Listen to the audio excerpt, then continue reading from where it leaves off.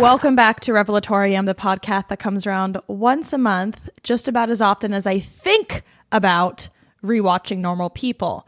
And I bring this up because one of you in the anything else to add section of my monthly submission box asked, would now be a good time to watch Normal People, or would it possibly be the worst time to watch it actually?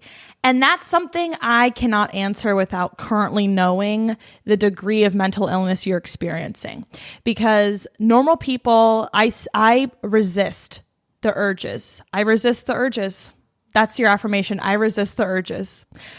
It sounds like you've never seen it. So you're asking from a naive perspective of, I don't know what I don't know. And as someone who knows what you don't know, that is a television show I watched that show for the first time in May of 2020. That's when it came out. It was like one of the first pieces of media that launched and people clung onto. And thank God, because now we have the glorious career of Mr. Paul Mescal. Okay, whose name has been uttered many a time on the Revelatorium pod. That's what we're about here. We're about raising Irish voices. So, including Io Debris, that's an inside joke for the internet. Unfortunately, we're getting to a point where because of the proliferation of TikTok, in this essay because of the proliferation of TikTok, into mass media, being on TikTok is a normie thing. And let me just speak, this is not what I was planning to open up the pod with, but let me just speak on it while we're on it, because there's a certain kinship I find with people that identify as internet kids. I have multiple friends that ran One Direction stan Twitter accounts. Okay, let that sink in. That's my ilk. That's the type of person I connect with, is someone who is someone that was posting on lookbook.new. If you know who Tavi Gevinson is, we get each other. And that's not even someone that I consumed a lot of when I was on Tumblr. But there's certain, internet wave forms that pass through your brain that make you more sensical to me. And TikTok is something that people that were never clued into those things can get behind. People that were never on Tumblr, were never on Vine, have never had a Twitter account, don't understand how to use Twitter, don't understand the joke format of it. Those type of people will be on TikTok. So TikTok has come into the cultural canon in such a way that even YouTube, there's so many people I know that just don't go on YouTube. Do you know what I'm talking about? And I think we've discussed this before on the pod that that's it's really refreshing when I meet someone who understands that part of me. And it's so odd to have the internet be a part of me. I feel like a cyborg, but it's true and it's real and it's what's happening and it's what's 2024. And I was born in 1996. And what do you want from me? But there's many of my friends that were born in 1996 and never got on that. Don't know what an OOTD is. Okay, maybe they know that because of TikTok. But TikTok is kind of bridging the divide. And so now inside jokes that actually would have only stuck with people that are on the internet in a really sort of not keyboard warrior type of way, but really rotted way. Anybody, even neurotypically mentally well people that have used the internet in only good ways, they don't know it can be bad, they'll know about inside jokes like Io Debris being Irish.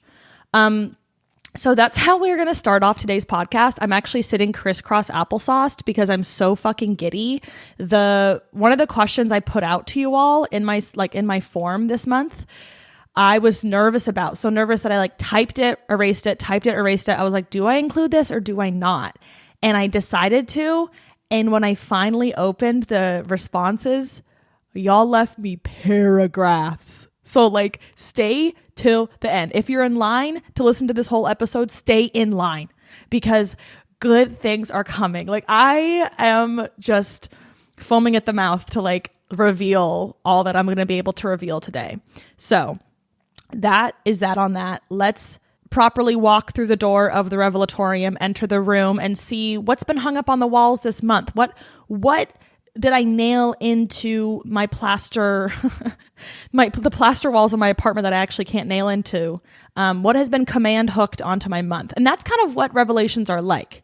Sometimes they're command hooks and they aren't permanent. They're there for a good time, not a long time, but they mean something to you at a time in your life. And the first thing I want to talk about this month is actually is giving a name to something I had never named before, which is that being in a romantic relationship can be a sign of legitimacy as an adult. I had never quite termed that in my brain, that when someone has a lot of dating experience or has been in many serious long-term relationships, it honestly gives them a different standing. It gives them a credibility or sort of a maturity, or sort of they've fully realized what life should be. They've done it right. They're complying with the most esteemed way to live. And I can't take credit for this revelation. I procured it from the book I read this month called Arrangements in Blue, Notes on Loving and Living Alone by Amy Key, which is actually a recommendation from one of you. So thank you, Temi. You got me. And I got it deeply. It's a collection of essays written by this English poet. It's prose though. And it's just personal essays about her experience living alone as someone who's been single from the age of 22 to 44, unintentionally. It just kind of happened to her. And that's something I've always, I guess, been curious about, because I've been single unintentionally for, I guess it's been almost 6 years now, which was never in the cards for me. When I left my last relationship, I did that because I knew it wasn't quite right for me, and that there would be something out there that was more right for me. It was a leap of faith. I had trust in the romantics of the world, that another great love would be supplied to me. And then 6 years later, I'm oh, so I'm still single. So that hasn't happened, but I am still hopeful, and I'm still just kind of oh, it's around the corner for me, because to me, I'm emotionally available. I'm ready. I meet plenty of new people every month. I'm making new friends. Why would the places and locations and environments I'm making new friends in not be environments where I'd meet romantic prospects and such? So it's just a little bit puzzling. And I think I was just rewatching my first oversharing video from when I literally just moved to Seattle, a day in, the night I got there. And one of the things I bring up in that video, one of the first top of mind things when I moved to Seattle was dating, because I was talking about how when I lived in San Francisco, I was so focused on building a community and making friends, good things to be focused on, that I never actually dated anybody. I never was on dating apps in San Francisco. I never went on any dates with anybody there. There were crushes and there were little fleeting things, but there was never a dating arc. And so I was okay, in Seattle, I want to date. And I was oh my God, I forgot. Because I feel I don't really talk about my dating life much online, because I do promote a lot more about community and friendship. And I almost wanted to run a simulation test experiment. Love my experiments. I'm obsessed with experiments, clearly. Maybe I actually love STEM. Maybe I do. Okay? This is my attempt to connect right brain and left brain and be let me run experiments with my creative little projects. But I was what if I run an experiment and see how still devoid of romance or love or that type of affection will I be if I build a really robust social life? How much can I kind of eclipse the value of a romantic relationship in my life by building up friends? And I didn't do that because I don't want a lover. It's not that I don't want that. I actually deeply want to fall in love, and accidentally watch. I didn't accidentally. I pressed play on The Idea of You, that new rom-com with Anne Hathaway and Nicholas Galitzine? Holy hell, you guys. Holy hell.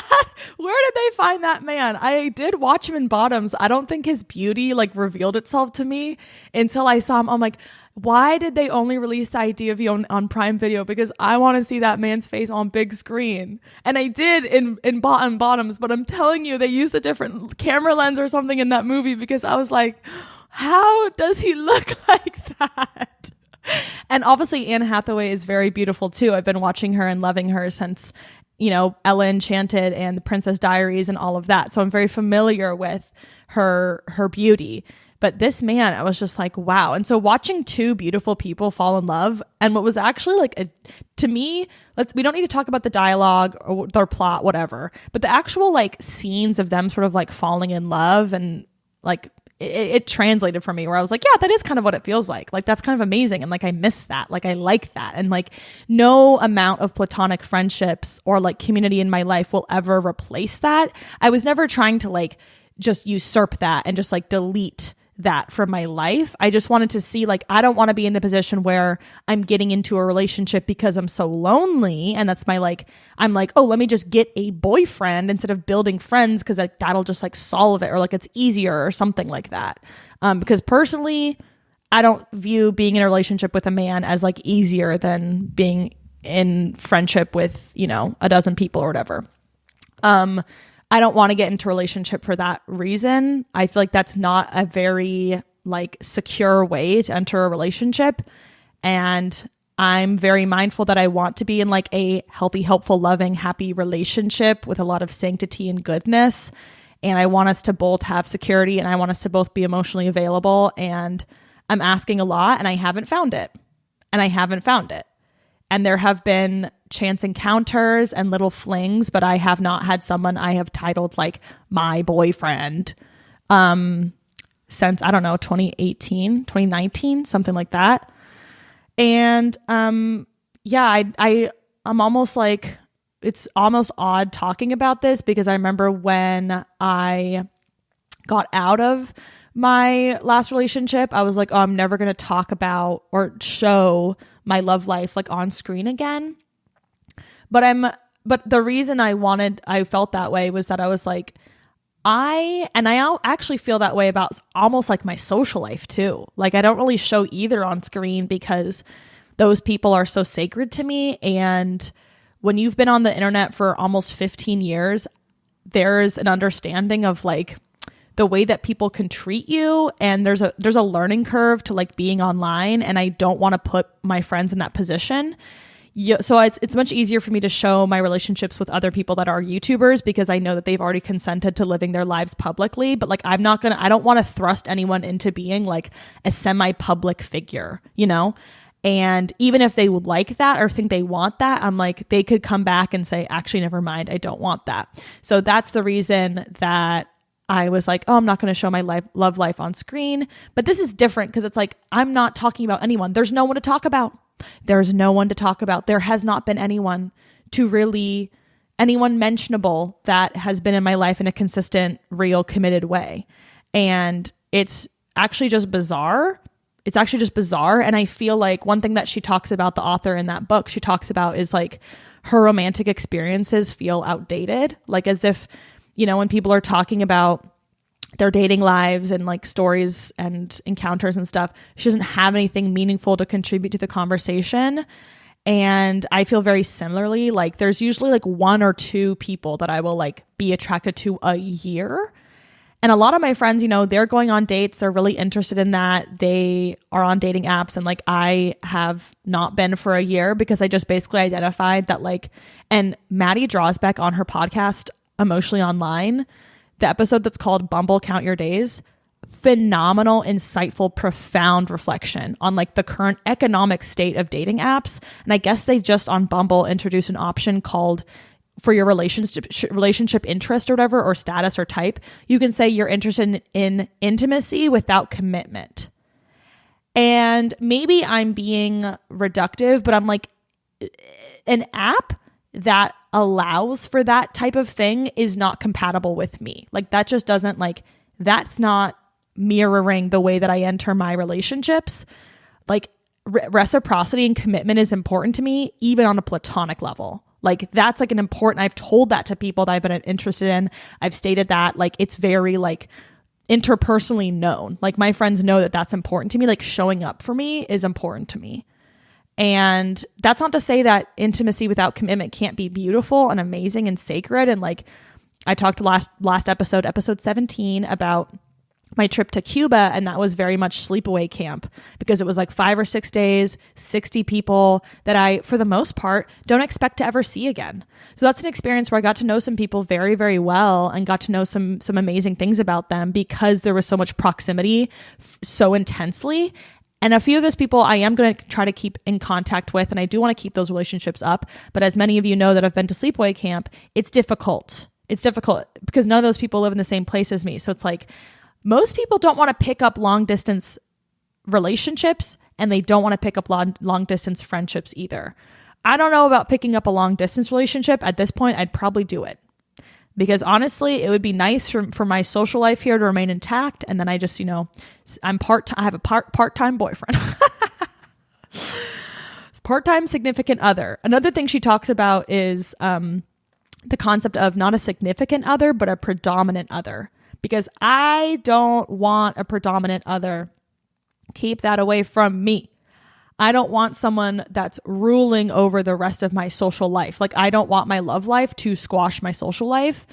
And in that way, I'm a little bit of a relationship anarchist. And I struggle with that because when I look up, I feel this way about, we're just going to be really fucking for real for a second. I feel that way about asexuality too, is when I go and I look at like the representation out there of like what those things look like. I'm like, oh, that's not a mirror for me. I'm like, that's not mirroring what I'm about. And much love to those folk, but, I haven't found a lot of like people that I'm just like, oh yeah, you get it. And we experience the same thing, which is why labels ultimately are limiting, because it's like a label can only encapsulate so much of a shared experience. But like relationship anarchy, randomly, there isn't even that much online about it. I can't even really find a lot of books about it. It's sort of like, and it does live within this Venn diagram of anarchism, like the political ideology, and polyamory. Neither of those things am I like squarely in. I do appreciate a lot of anarchist ideology, but I don't even think I really label myself politically, and I don't really label my sexuality too much. Like lately I've been questioning if I'm even asexual or if I'm just someone that has a more splintered view of intimacy. Like because to me, I'm just like sexual intimacy is really deprioritized. Like I'd much rather have intellectual intimacy, emotional intimacy, physical intimacy, romantic intimacy. All those things are just higher on the list. And you know how we have love languages? Like why don't we, not that intimacy needs to be ranked, but it's like, what if we fractured our view of intimacy a little bit more? So I'm less of an asexual person, more of just like, I'm an intimacy fracturist. That's a horrible term that I would never want to like publicly say. This is why it's just easier for me to, when someone wants to know about my sexuality, to reveal it over time when it becomes relevant and when I have trust. And I don't think that I have trust with like you as a viewer, because like you could just be watching this for the first time. You have no idea who I am. But for some reason, I'm feeling willing to divulge that information with you. But typically when I talk about my sexuality, it's in a way that it's not like the first thing you know about me, because it's not at the forefront of my identity. Like I feel like I'm more of like I like to bike and paddleboard and blow bubbles more than I consider myself like any type of sexuality. I don't know. So yeah, we're getting through some topics. But the predominant other, going back to relationship anarchy, the predominant other is sort of like, yeah, it's not a significant other. It's someone that comes above all else. And I understand that that's a very accepted view of romantic relationships, that person comes first. They're your number one, like whatever they need, like that comes above all. And I think, I think that I'm looking for a companion more than I am like a boyfriend. Like I don't even really care about the gender of this person. I just want someone who lives life with me. And I think I've found that with my friendships. I think I have, not to like the fully realized version of like, maybe as much like physical touch or like physical affection as I would want. Because I feel like not everybody is as comfortable with that on like, I'm really just fully, for some reason, May revelations, they're just They're leaky. I'm just leaking all over here. Oh, that doesn't sound good either. Okay. Let's keep it pushing. Let's not wake more of that up. But basically, yeah, I want someone that's significant in my life, that I think about a lot, that I care about, that I commit to, that I value, but I commit to all of my friends. It's not like I'm committed more to you. You're going to fit in with the rest of my life.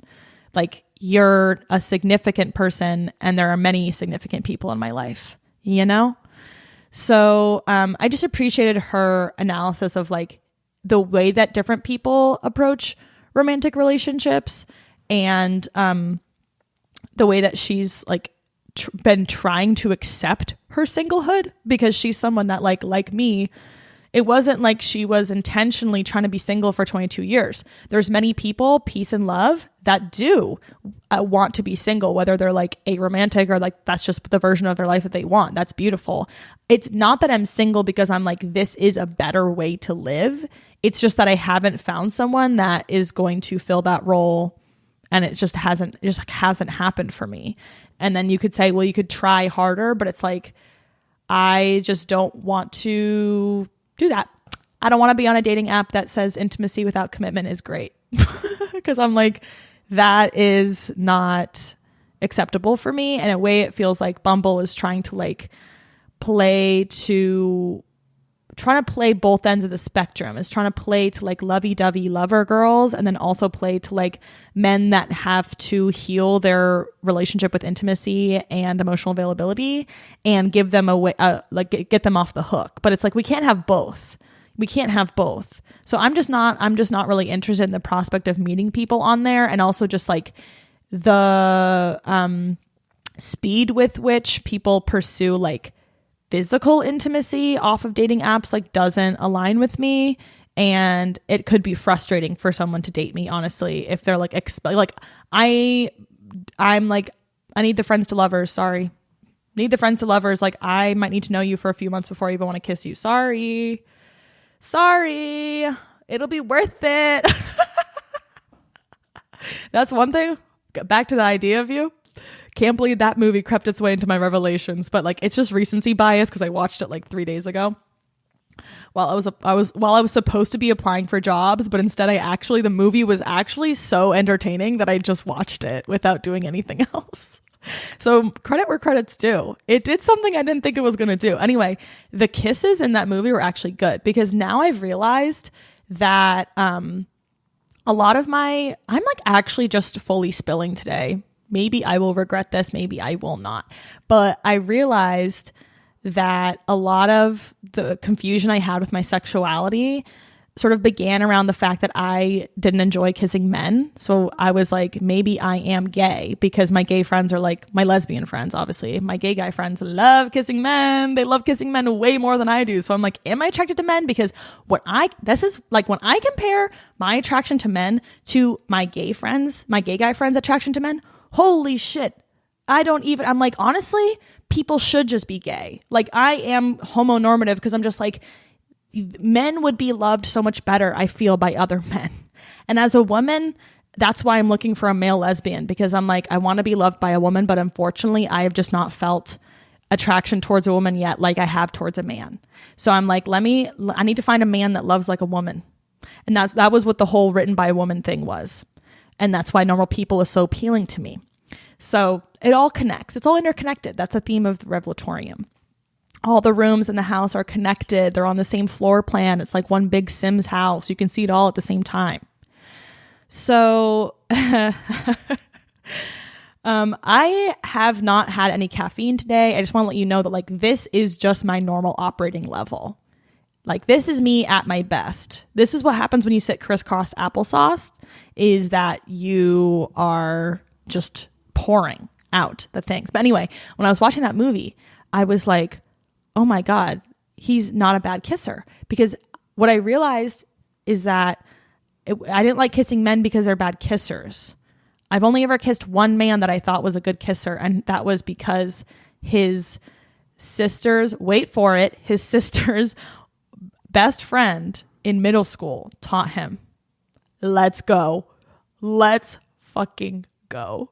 No better way to learn how to kiss a woman than from a woman herself, okay? Most men are learning from porn, or they're learning from like nasty little videos online, or learning from movies, where most of the movies I see, I'm like, wait, these men are not, these famous celebrity men are bad kissers, actually, you know? Like, I hate to say it, even Timothée Chalamet sometimes, I'm like, what's going on there? I appreciated the kissing scenes in Call Me By Your Name because they were unconventional and sort of just like very exploratory. But since then, I'm like, I don't really know. But anyway, the kisses in The Idea of You, I was like, okay, that's what I want to see on screen. We need positive representation for how to kiss. It's actually important. It's actually important, you guys. So yes, let's round out this revelation so I don't spend the entire hour on it. But in terms of how the experiment is going of like trying to fill up my sort of like social needs through platonic avenues, not romantic ones, I don't think it is possible for me to edge out the desire to fall in love. Like, that's an amazing thing. And I don't think you can replicate that experience platonically. You can have, you know, like, you can really have a friend crush and like really feel drawn to somebody, but I've never been able to feel the same falling in love sensation with a friend. So it's like, nope, it's not perfectly replacing it, but it's also like, I'm not unhappily single. I'm not like, wait. I'm like, this is fine. I actually do think I could go on another 5 years like that. And I feel like maybe I'm cursing myself by saying that, but I really am like settled and I'm not uncomfortable, and I'm not dating because I'm uncomfortable with my singlehood. And that's, again, something I don't want to do. Like, I am good. I just would falling in love be the cherry on top? Yeah, it would. I don't even really want a relationship. I just want the falling in love. I just want that. Because another thing that keeps me single is like seeing relationships that aren't amazing dynamics around me, where I'm like, oh, I don't really want that in my life. And I think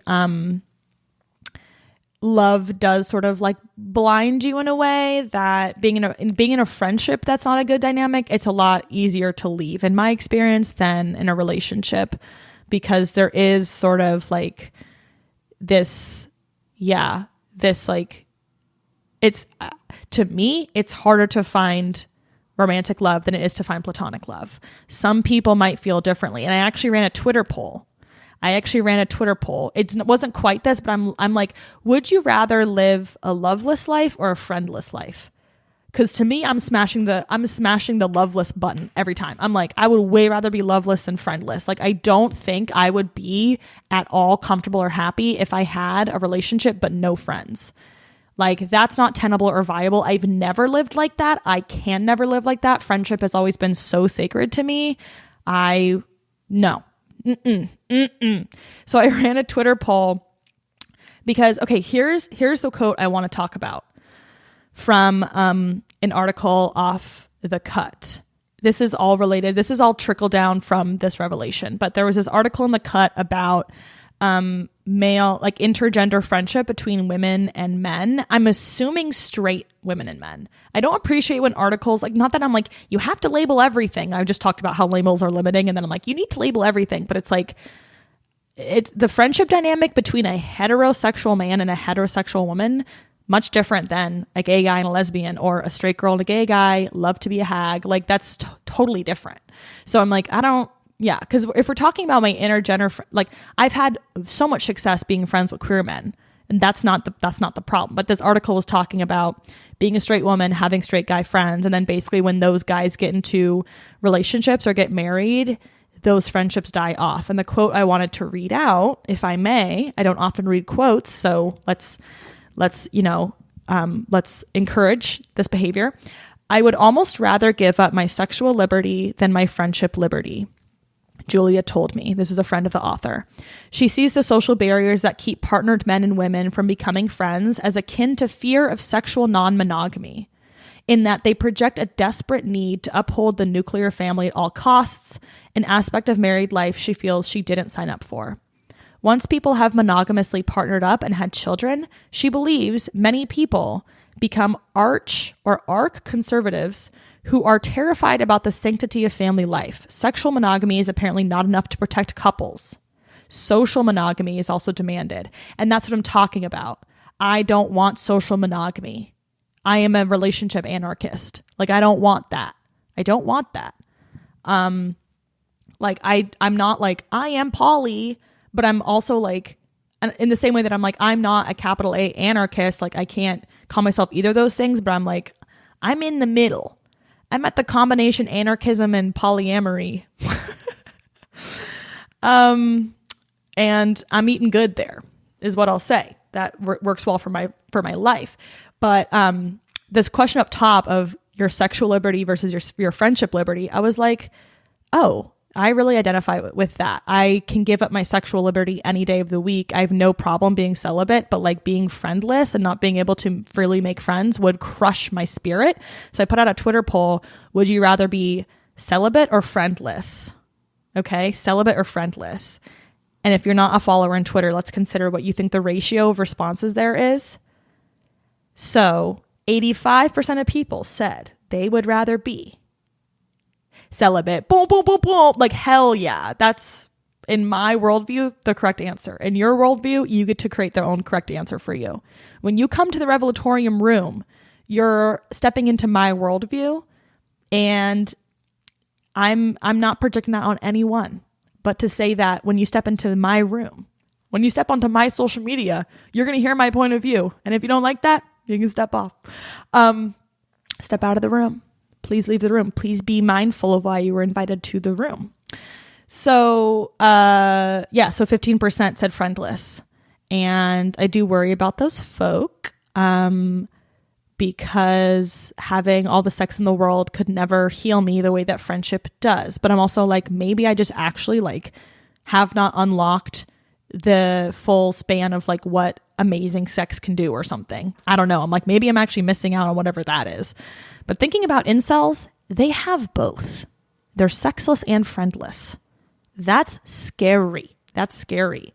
So yeah, most people were on the same page with that, where they were like, yeah, I'd way rather give up my sexual liberty. But this concept of like social monogamy really was thought-provoking to me because I've never had a term for that. And that which scares me, which I've spoken about before, when you have a predominant other, so much to the fact that like, so much to the extent that you no longer socially are as like open. You're very monogamous. Like, you spend almost all your time with your partner. And I understand if you're in that position because like you just moved to a new city, or like you had a bunch of falling out with your friends, or like, you know, making friends is hard. I'm not going to be like, you should have friends. It's so easy. Like, it is hard. It is hard. I have like clawed my way to where I am right now. Like I was just watching my oversharing vlog where I had no fucking friends at the beginning of my time here. Like, it is desperate and it's tough. But like, I would so much rather spend the work on making friends than like pouring more time into like a monogamous social dynamic with a partner, a romantic partner. So I found that to be so interesting. And also so much of the article was about the quality or the richness or the dynamic of like a male-female friendship that you can't get from like two women being friends or like two men being friends. And I want to speak about that, but I'm actually going to let you guys speak about that at the end of the episode, because I feel like I only have like two friendships with like, I've had friendships with straight men over time, but kind of like this article is saying, not many of them have really lasted. Like because at this point they're all long distance. Not many of them have really stood the test of time. There's like one or two, which is sad because I enjoyed their company, but like they're just not showing up and committing like the women in my life commit. So we'll talk about that later. Connected to another room in the Revelatorium, Sim's house, was this article on Dazed Digital about bringing back our Irish princess, Ayo Debris, there was this clip of her and her co-star Jeremy Allen White at a baseball game, a Cubs game in Chicago, because they're shooting The Bear season 3 ? And he's like rubbing her back, and everyone's like, oh my God, they're definitely dating. This is like a co-star dating situation. Like, this is so exciting. And the article was basically, the headline is nobody knows how to be friends anymore. And that like, that doesn't mean that they're dating. And this is what I'm talking about. I'm like, I want beautiful, affectionate, physically intimate friendships with my friends. And a lot of people will be like, well, that's not friendship.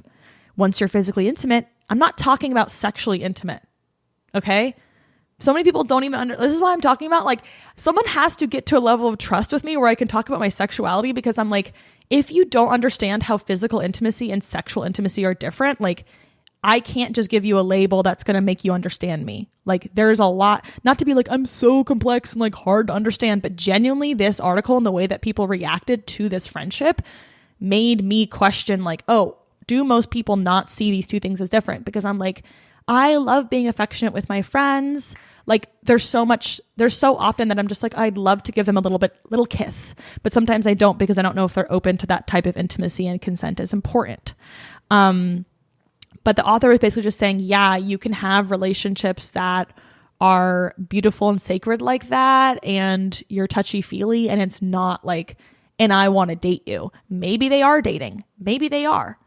Because I'll also say this got me into some dangerous territory with Faye Webster and my fucking girl Deb Never. Love them down. Like, so there was a couple of photos and like an Instagram carousel, or maybe like a video, where they were like holding hands, maybe their arms around each other, maybe one, I don't know if there was anything of them kissing, but I was like, oh my God, I love that they're friends. And then my friend was like, are you sure that's all it is? And then later people are basically saying, oh no, they are like dating. And I'm like, oh. So like this worldview of like, oh, physical intimacy doesn't necessarily translate to like they're romantically partnered. Sometimes it does. And I think that's beautiful. And I'm so happy for Faye. I love Deb, and that's an amazing relationship. But I was actually just as happy when I realized that they were close friends. So that just says something about me. I'm like, I'll celebrate your relationship no matter what the title is. Okay. I think being in a relationship, being in loving, beautiful relationship with anyone is amazing and to be celebrated. And you should have, anniversary dinners with your friends if you know when you met them. You should have little beautiful birthday celebrations. Like, I'm not worried about me. I'll actually talk about this at the end of the episode. I'll actually leave you with something to look forward to. How about that? Okay.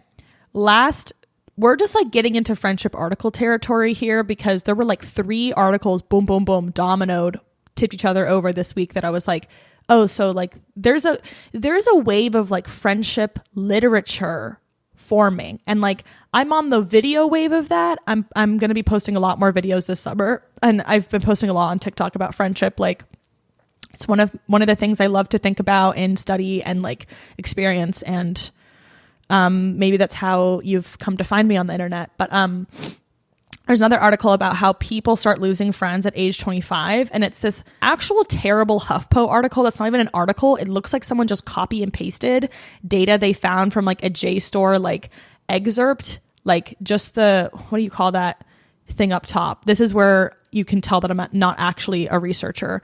What is that? The abstract.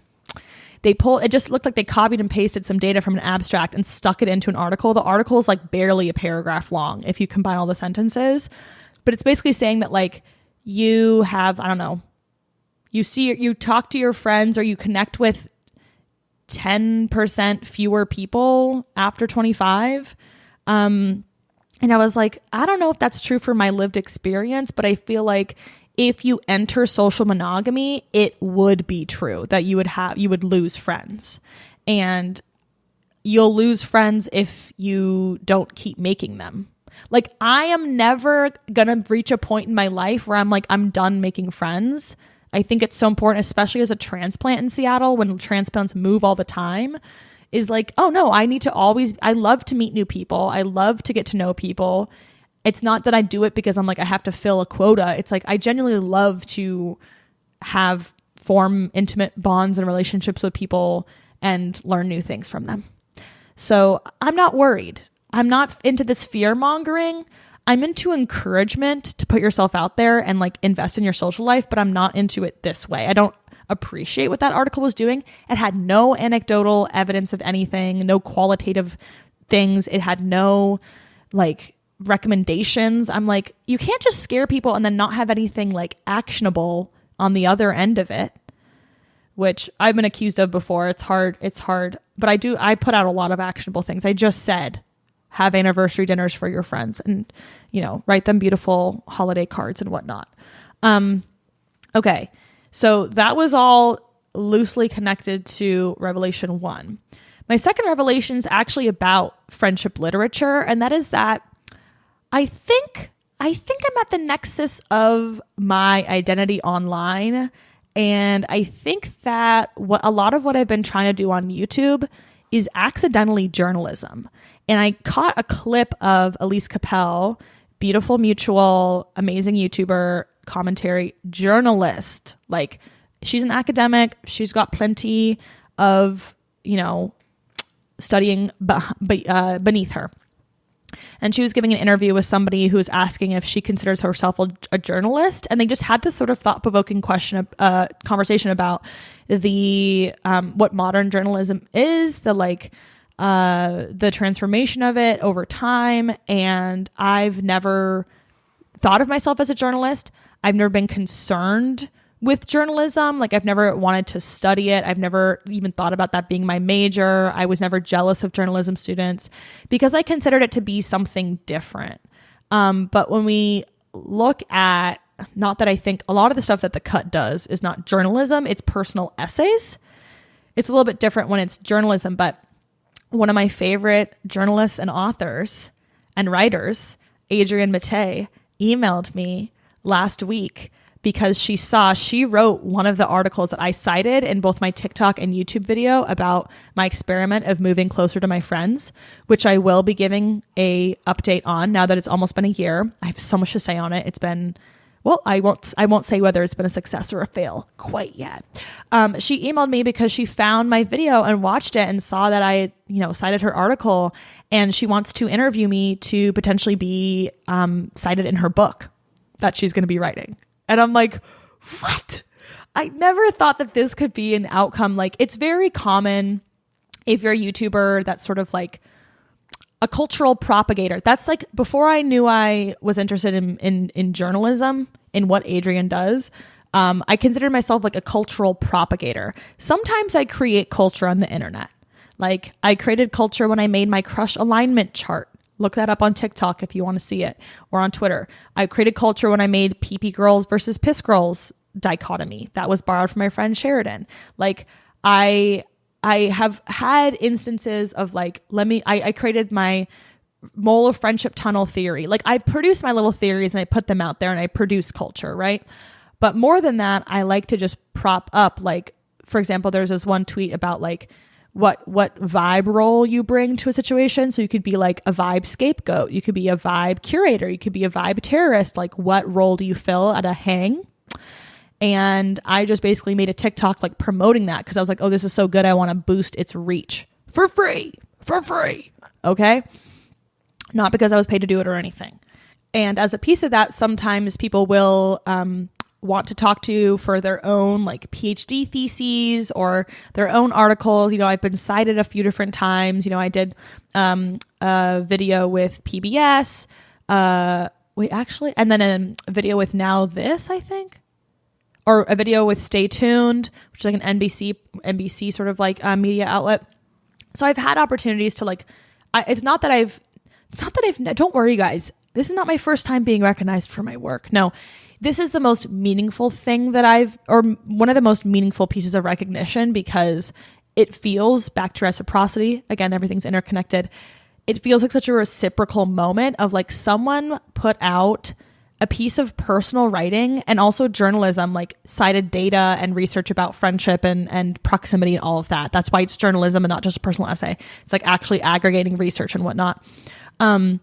someone put out a piece of their writing, their creativity, and put themselves out there. And it affected me so much that I literally took action and changed my life because of it. And that is so rewarding on its own. Like if I had never posted those videos or those TikToks, she might never have known. And even though I did, she might never have come across those and known like exactly how much her work impacted me unless I like DM'd her. And maybe I should have, but I think a few of the people that I cited in those videos did end up seeing them. So it got back to them. But I'm so glad I got back to her because I want her to know how much she's impacted me and influenced me actually, and how much she's inspired me. And it's beautiful because now maybe I can inspire her because I've actually lived out this thing that she promoted, and now I can offer something back to her with like anecdotal evidence of like how it's changed my life and what moving closer to my friends has really been like. And I'm just so excited. We have the call set for like a couple of weeks out. The book, I may or may not be in the book. I could not be in the book, but it doesn't matter. Just having this conversation and like getting to express my gratitude is going to be amazing. And that is why it's so worth putting your art out there and putting your creations out there. And I'm not saying you need to like make 10 Instagram reels a day, but I'm just saying if you're waffling and you're like, I don't know, it's tough. It's tough to have eyes on you. It's tough to get attention sometimes, even though I'm someone that loves attention. Sometimes it doesn't feel great. But for moments like this, it's all, like moments like this keep me on the internet because I'm like, oh, that's what this is all for. When people misunderstand me and act in bad faith and discredit me and all of that, it sucks. But it's like moments like this are everything. And so I'm like, you know what? Maybe I kind of want to do like not that the video I made about moving closer to my friends is journalism, but I cited four sort of like pieces. I cited 4 pieces of writing, but I'm like, I would like to make more sort of like almost video journalism, just sort of like documenting the changing cultures and attitudes of the world. So basically, I'm thinking more about what journalism means is my second revelation. Third revelation related to moving closer to my friends is that, and this is a little sneak peek before I make the video, is that I think I might be in my salad days. And if you're not familiar with the Mac DeMarco song or the term in general, salad days, the definition of it, it's a Shakespearean idiom referring to a period of carefree innocence, idealism, and pleasure associated with youth. It's like a heyday. When you're at the peak of your abilities, you're peaking basically, like you've peaked. And I was thinking about this. It's funny because I'm like, would you ever think that Mac DeMarco would popularize a Shakespearean idiom? He contains multitudes, I guess. But I was thinking about this because I've just been having a very pleasurable time lately and really been enjoying myself. It's not that my life has been without moments of, fraught concern and conflict and whatnot. But it's that like the baseline seems to have raised. Like the median of like my mood seems to have shot the hell up. And I'm just experiencing so much joy, which is actually so important in a time of like so much colossal grief. The things that we're seeing coming out of Gaza being so like actually soul ripping, like it doesn't like it's the opposite of life affirming. It's so like mortifying and atrocious that it almost feels wrong to have joy and pleasure and all of that. But it's like in order to pour more work into like, fundraising and mutual aid and like organizing, like you need to have the light too. And like I think for a while I didn't understand that you could have both, but like getting to know more organizers in Cuba, I'm like, oh no, that's definitely a part of it. Like when we were in Cuba and we brought over like 60 suitcases of medical supplies and we were showing up to protests and brought over a bunch of food and like different just things that they didn't have there within their economy. We were still going out at night and we were still like having great meals and having fun and going to the beach. It's like, it's not like you have to like be constantly in a state of fight. But it's about, how do you stay in the fight? And it's like, sometimes you need that reprieve. Anyway, I think obviously for the last 2 years, I've not had a corporate job. It's my first time in, 7 years not having a 9 to 5. Before that, I was, a full-time student and really, really applying myself. And I had an amazing experience in college. Like, I really got the most out of it, but I was very, very it was not like, so lackadaisical. There wasn't a lot of time for just like joy rides on my bike. Like, it was kind of like I was always going somewhere and doing something. And that felt great. But now I'm in a time period of like, yes, I'm applying to jobs and I need to do more of that. And so I'm kind of like basically potentially saying goodbye to my salad days. I didn't know you could have salad days at the age of 28. Okay. I didn't know, but you can. And I'm also like, salad days doesn't say how many months, how many weeks, how many years it can last. So I did ask you all if you've ever experienced an instance of this and what that looked like. So we'll get to that in a bit. Connected to hedonism and pleasure. Another article I read, I have been getting into Substack. Yep. And before you ask me, are you going to start one? No, I have to put my hands up and say no. I actually enjoy speaking more than writing. This is my Substack. So by watching or listening to this podcast, you are supporting my Substack. So yeah. And if you'd like to support me further, would love to have you on Patreon. That would be huge as I, struggle to support myself. But one of the Substacks I've been reading is by P.E. Moskowitz. Their Substack is just called Mental Health.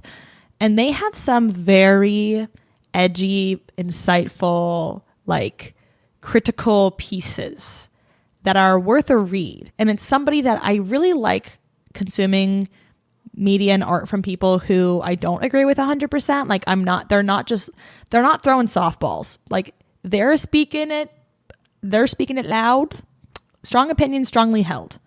And I don't agree with everything, but they had this one essay. I don't even know if I fully agree with this essay. They're talking about art, how a lot of art is like porn now, and the cover photo for the essay being challengers.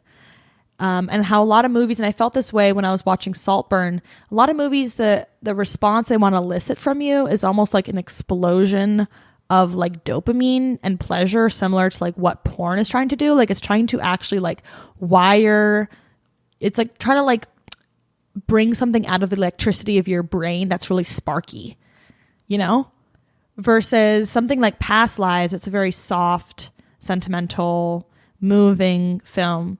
Definitely not porn. And they never even touch. And it's not even about the movie being sexual. It's not about, because neither of those films do you really see like it's not like they have really in-depth sex scenes. Like the idea of You had more sex on screen than either of those movies did.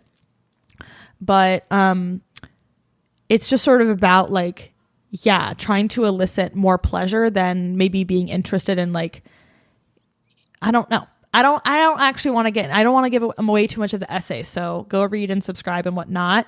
But I've been thinking a lot about my relationship to pleasure and like hedonism related to the salad days. And I was watching another media rec. This episode's chock full of media recs. I've been reading and watching so many great things lately. Love it. Okay. And one of those things was a new documentary from my favorite, I've never even used this term before, film auteur. Okay. Sometimes somebody is a film auteur. They have such a style and such a vision to them that I'm like, you are singular. You're in a league of your own. And that person is Lance Oppenheim. He is just this like Harvard boy with so many connections who's able to make 3 documentaries in his 20s, which is unheard of. And like, I think one, I don't know if they've premiered at Sundance, but like definitely South by Southwest, which like boo, genocide supporters, boo. But the film itself that he put out is called Spermworld. You've heard me mention, if you've listened to this podcast or every episode of it, you've heard me mention his first one, Some Kind of Heaven, which is about a retirement community in, I think it's called like Sunshine Village, Florida. It's like 60,000 people over the age of 50. And it's like college for old people. It's like a euphoric, like unique experience. He follows like 5 people. He does something very similar in Spermworld, but it's about a subculture of America on a Facebook group for sperm donation. So like black market, not through a sperm donation bank, what that experience, what that community is like. And it starts there, but it's more largely a movie about parenthood. It's incredible. It's on Hulu. Like, take an edible if you like to do that and watch it. It's unbelievable. Like, truly, truly mesmerizing. And one of the characters who is a sperm donor and likes to, you know, bring life into this world was talking about doing it because he might be addicted to pleasure. And I'm like, is that not what all addictions are? Like, an addiction is just like in really like a gross need for pleasure. And I say gross because it's like gross is in like a lot, but also gross is in just like to a gross extent. Like, I don't feel like my addiction to sugar, which actually is the last thing I want to talk about. My addiction to sugar, it doesn't feel gross in like a fat phobic way or gross in like a it feels gross in that it's like it's too much. It's too much. Too much of a good thing gets gross. And so I'm like, yeah, you can be addicted to anything, even donating your sperm. And then the last revelation is number 5. I don't even know. Is that for a while I harbored shame around having a sweet tooth. I felt subjugated to a realm beneath the savory snacker kingdom. People that like to eat Doritos, Cheetos, Goldfish, Cheez-Its, that's their go-to. I don't think that they're often kind to those of us that are into ice cream and cookies and pastries and whatnot. Sometimes I felt like they see us as a lesser kind. And recently I had the revelation that like, no, I refuse to be less than equal. Okay. Because ultimately I thought that the people that ate those snacks just ate a couple Cheez-Its and put it away. And that's why they felt better than me, because I'm eating half a pint of Ben & Jerry's at a time. No, oftentimes they're eating a whole bag too. So, and because I tried, here's what I'll say. I tried to come to their side. I'm like, okay, if this is the better way to live, I'll go to your side. Bought some extra toasted Cheez-Its. I could not help but like, what I'm like, when do you eat snacks? I don't know the savory snacking experience, because I'm like, if you eat snacks, to me, I'm like, once I feel hungry, I'll eat a snack, but then it kills my appetite and I no longer want to make dinner. And so then I actually don't have anything that's very nutritious in my body. Versus dessert, having a sweet tooth, I'm like, once I have my dinner, I eat my dessert. So it's like, oh no, I've got my nutrition. I'm not eating the dessert because I'm hungry. I'm eating it because it's an amazing dopaminergic experience. Okay. Or maybe serotonergic. I don't really know. But I'm just saying, I am just as worthy as a savory snack eater. And maybe I'm not articulating that quite properly, but it's how I feel. This long ass episode, when there's enough time for an intermission in the middle of a podcast, that's when you know we've maybe reached a theatrical point that was not meant to be reached. But now that we're done with the revelations, we can move into taking and leaving. Okay. We're moving into June. We're beginning summer. What the hell do we leave? What are we leaving? Real quick, I would like to leave algorithm culture. Okay. Algorithms have permanently and indelibly affected the way that we interact and have become accultured.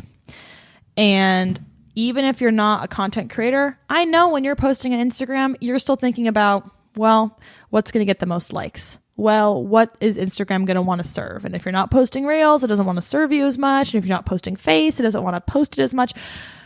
I'm tired of that.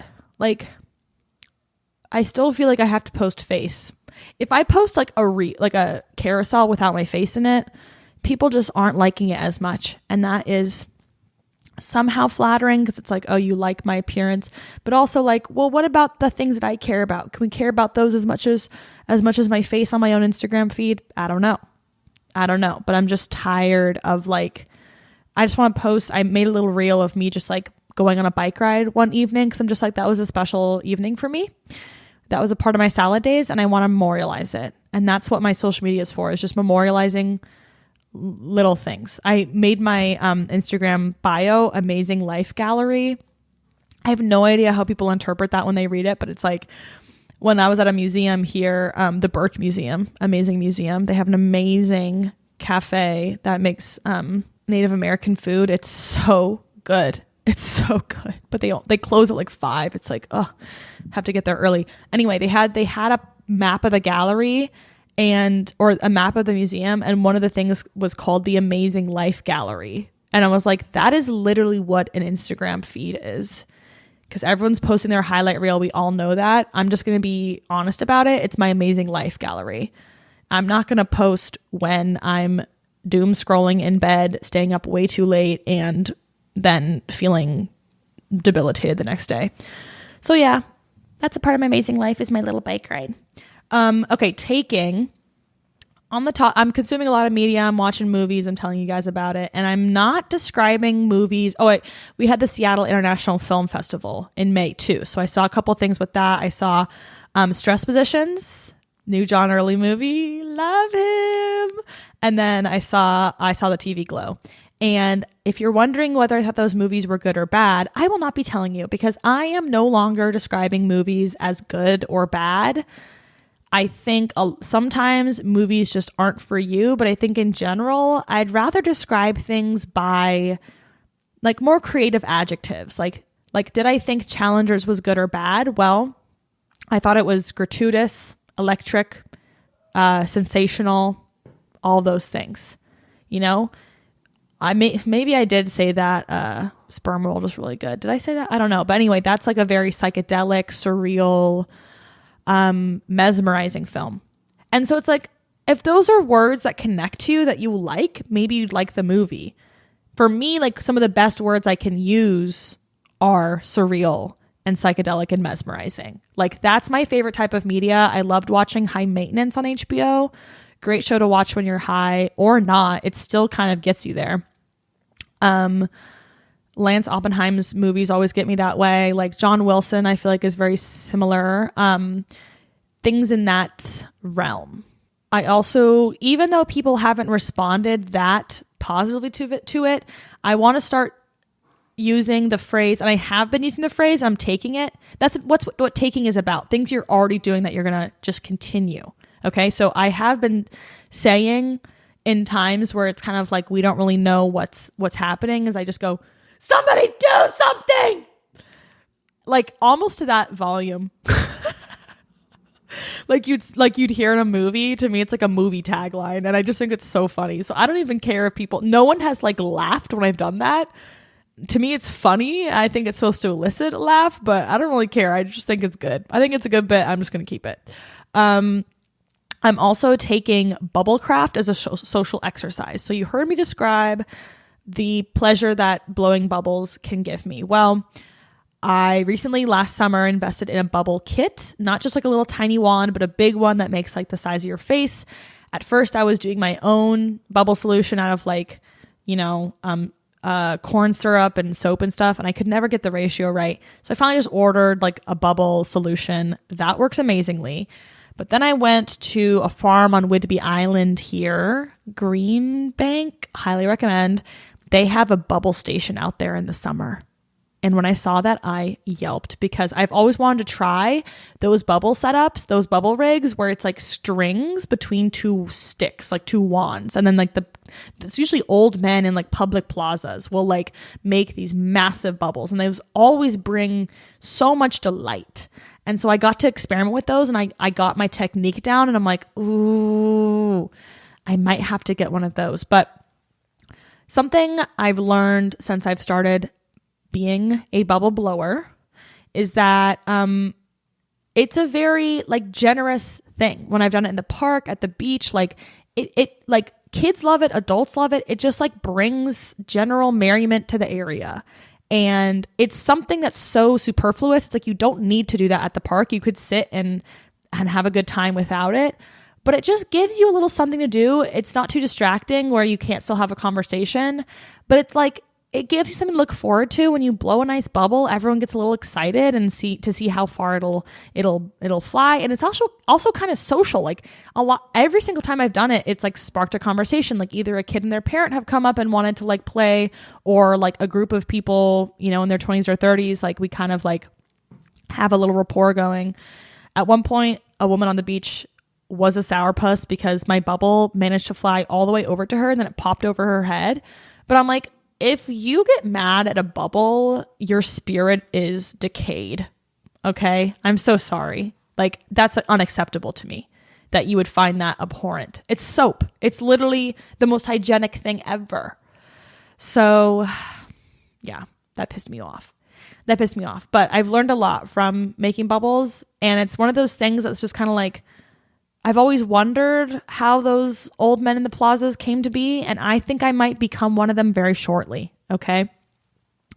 I've also been very into my freegan lobby area. In the lobby of my apartment building, people have just, you know, roguely left little things. Like someone left a thing of Jo Malone perfume. I had been out of perfume for like 6 months. Been asking people recommendations, but I ultimately just didn't want to invest in it. I've never really found scent like that important. I know that there's a huge like perfume trend happening on social media, but like I never really found it that important. I do like it though, but I just like it hasn't had a personal role in my life. But I know I want to have scents, but I wasn't willing to spend the money on it, and boom, Jo Malone perfume popped up, and then a month later, full sample set of replica perfumes. I was like, hell yeah. So now I'm stocked up. People left hoop earrings down there. People left a full supply of toilet paper. I am so cared for by my neighbors. Like, hell yeah. So I need to put something down there. I don't really know what I have to give though. It'll come to me when it does.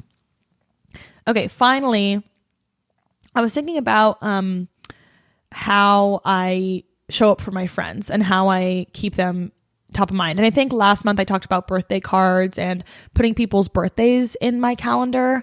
And I think I had it was Mother's Day this past month, right? And I have a friend that recently lost her mom.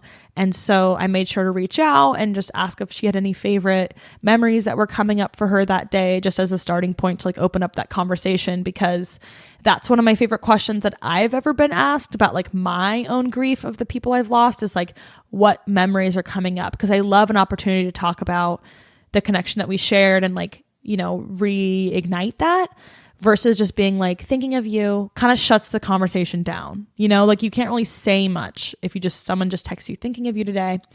So I've enjoyed doing that. Every time I've done that with my friends that have lost a parent or lost a loved one, they never take not kindly to it, but also if someone didn't want to share a memory, they would just tell you that. These are people that I trust and love and have a good relationship with. It's not people that I'm, you know, strangers to. But I'm realizing that I don't want to just do that on anniversaries. Like, I feel like that's not enough. I feel like those aren't, like, for me, it's not even a lot of times the anniversary of like my best friend's death that the memories come up of her. It's like sometimes 2 days before, or a day after, or a month before, or 3 months. Like, there's so many different things that remind me of her or like bring up those memories, that it's like the anniversary, I feel like I'm supposed to be commemorating that, but sometimes it's not that neat. It's not actually that neat.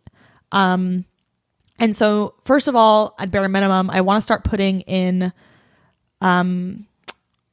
this is kind of hard to talk about, but it's easier for me to like support my friends on like Mother's or like Father's Day.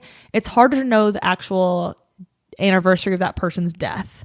But a lot of times that's a very significant date in someone's mind. And a lot of times it's very traumatic. My mom growing up always had the anniversaries of like our family members' deaths. And so it gave, I thought, I didn't know why she did that. I don't know if it was for her or for us. I don't know. But I almost want to start keeping like important dates for my friends and their grief in my calendar, so I know to check in with them, because it's important to me. But I don't only want to check in on those dates. I want to ask more about their memories. And I do when I see them. These are like, a lot of these people are long distance friends, but just something to think about. Okay. Finally, we can tear into the responses you sent in. If you don't know, I open the door to the Revelatorium room a few days before I record the podcast towards the end of every month. And I post a link to a Google form where you can submit your own experience of the month on the Revelatorium Instagram, my YouTube channel, the Revelatorium YouTube channel. Like, it's literally like the community tab. I post it as many places as I can find, but like, because it's pretty instantaneous, like has to happen within 24 to 48 hours, like turn your notifications on, like follow, don't just like check back, like is what I would recommend if you're trying to be a part of this. But I think I'll probably spend the most time on the question that I was talking about up top that I was nervous to ask, which is, if you find out someone you know has never been in a romantic relationship or has been single for a long time, how does that impact your view of them? Ooh, because that's always the thought in the back of my mind is like, are people viewing me as like I lack legitimacy because I've been single for so long and really haven't had that much experience romantically, like in committed partnerships? Like, is that affecting people's image of me? Is it? Is it? And so it's like, let's just, if you have, sometimes instead of pushing those thoughts down, it's like, let me just ask the question and see what you guys said. And it was more than satisfying. Aton, who's 28 in Sweden, said, well, I'm that person. I haven't had a boyfriend, I think, for easy 7 years now. Yeah, I do think maybe something's wrong with me. I'm not sure I'd be as hard on someone if it was someone else, not myself. I think this is a very knee-jerk reaction. Is like, if you've been single for a long time, there's something wrong with you. Somehow I've never felt like there's something wrong with me. I know that there's plenty wrong with me. But like, my singlehood, I feel like, is not one of those things that's like wrong or like I'm insufficient or something. In my darkest nights of the soul, certainly it is like, how come this hasn't happened? Like, what's going on?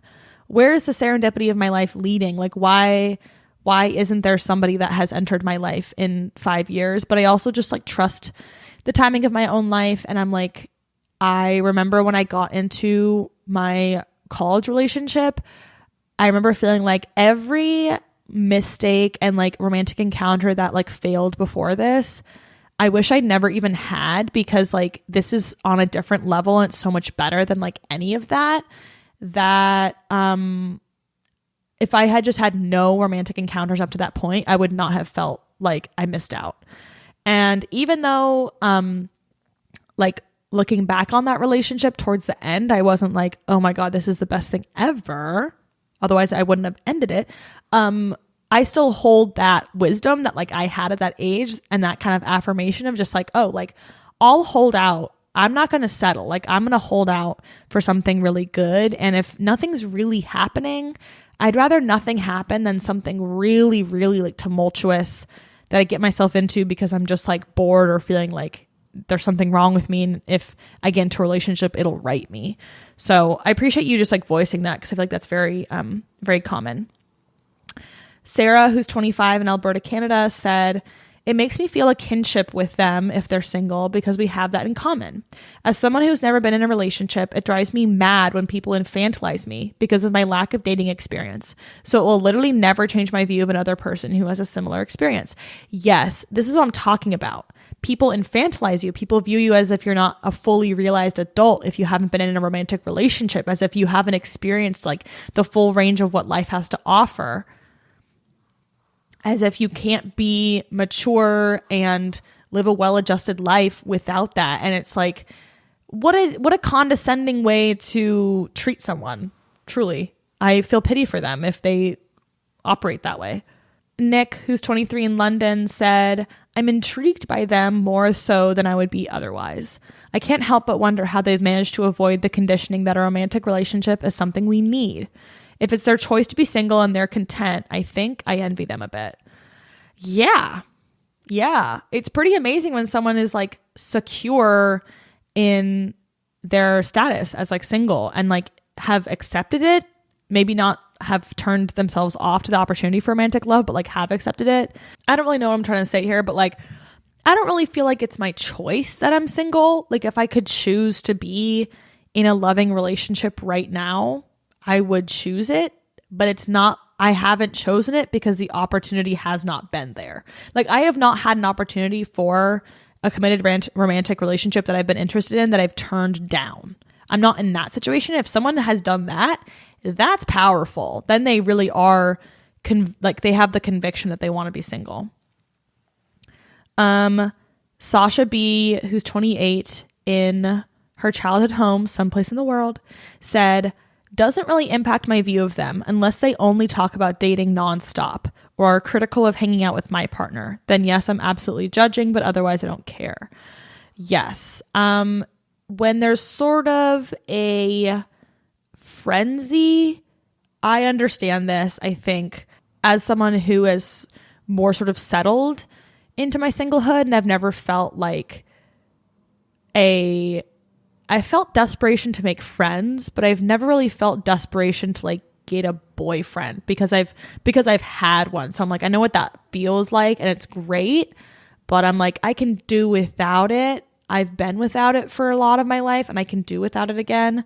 So when I interact with single people that are like, this sucks, I'm like, oh, that's not my experience. Like, I'm not trying to go on dates because I'm like, this version of my life sucks. So I feel like that's hard to relate to for me. Someone just said, wait, I'm so excited to know this, which is exactly how I felt, which is why I asked the question. So I'm glad that you're locked in like I am. Alicia, who is on vacation and is 24, said, I think I question internally why someone has never been in a relationship, but I do not view them more positively or negatively. However, I will take their dating advice with a grain of salt. Yeah, I think that's fair. I even feel like I can't really offer dating advice because I'm like, it's been so long that I've been in a fruitful relationship. Like, all of my dating has amounted to like, you know, some exciting moments and like some great, you know, encounters, and then ultimately not. The encounter did not end great. So I'm like, oh, I don't really have anything to promise you because there's not been anything promising for me in 5 years. Okay, this little essay from Charlotte, who's 25 in Aurora, Colorado, they said, to the contrary, if I find out someone is in a romantic relationship, it makes me wary of becoming closer acquaintances or friends with them. Woo! I've had some really amazing friends who are partnered, but it has also presented challenges in friendships where others seem to place such a high value on romantic relationships over platonic ones. Predominant other type deal. That's my insert. They didn't write that. I get that this is often simply logistical, though I've been in a couple of friendships where the other person is completely obsessed with their partner or with finding one and neglects friendships. As someone who's never been in a romantic partnership and isn't actively seeking it out for reasons including a preference for non-sexual contact, likely being on the A spectrum and not feeling like it necessarily aligns with my lifestyle, or at least the moment, I would really like to form closer bonds with people who are also single. I only have a couple friends, and they are all partnered and live in different states. When I did live in the same places as these friends, I felt that their existing partnerships circumscribed fairly strong boundaries around the amount of time we could spend together. This is the social monogamy that I'm talking about here. I say this not to insinuate anything negative about these friends. I truly admire and respect them as people. However, I am longing for at least one friendship in which the other person has the time and capacity to spend at least 10 hours together a week, because that's the sort of intensity I long for in relationships and value quality and intensity over quantity. This is something I have materialized for me, like since moving closer to my friends, is that I can spend a lot more time during the week with them. It's not like we can only do one hangout a week or one every other week and that's like normal. It's like, no, we can see each other like 3-4 times a week. Like, that's companionship to me. Like, I have a hard time articulating what companionship means to me over friendship, but like, that's companionship to me. It's like you're living life together. You're not just like catching up every 2 weeks. It's like, no, you're literally like seeing each other. You're spending so much time together that you're like, your lives are more intertwined. Okay, this interesting ass one, Abigail, who's 23, writing in from her cozy bed, said, I view someone differently if someone has not been in love and heartbroken before. I do view them differently because I feel like I changed so much after those experiences and nothing can prepare you for them. I think those who haven't are a little more naive, or more so like, you have a storm coming, my friend. I feel so complicatedly about this because I feel like, okay, speaking to the heartbreak component of it, I think like, I feel this way about people that haven't experienced grief. And there's grief in heartbreak. There's grief in a lot of things. There's grief in political movements. There's grief in failure. There's grief in rejection, et cetera, et cetera. But like the grief of someone you love, like no longer being present and living on this earth, it is of a magnitude different than anything I can describe. And a few people that I know that have lost a parent at a young age say that it's like a psychedelic experience. Like it you're on a different plane of existence that like you just can't get to. Like that, your range of like feeling is just like so expanded, and that's not replicable. And we've all experienced pain. We've all experienced upset. So I feel like if someone had like lost someone very dear to them, I wouldn't be like, well, you've never known what heartbreak feels like, because I'm like, that is a version of heartbreak. It's still a little different, but I think the magnitude is very comparable and probably bigger. But to the experience of being in love, like I think being in love does change you, and it is transformative, or at least the most esteemed I only really want it if it's transformative. I think but like I don't feel like, for example, for me, I have several friends that have never been in a relationship before, and I don't see that they're like that we can't relate to each other on some level because I have been in one and they haven't. I haven't found that myself. So I can't back you up on that, but I don't doubt that there's probably people out there that not having that experience makes it harder to connect. Katya, who's 28 in Chicago, said, honestly, society is structured around couples and romance so much that I feel like single people are almost a stigmatized group. So I feel a desire to make sure single people know they are included in plans, etc.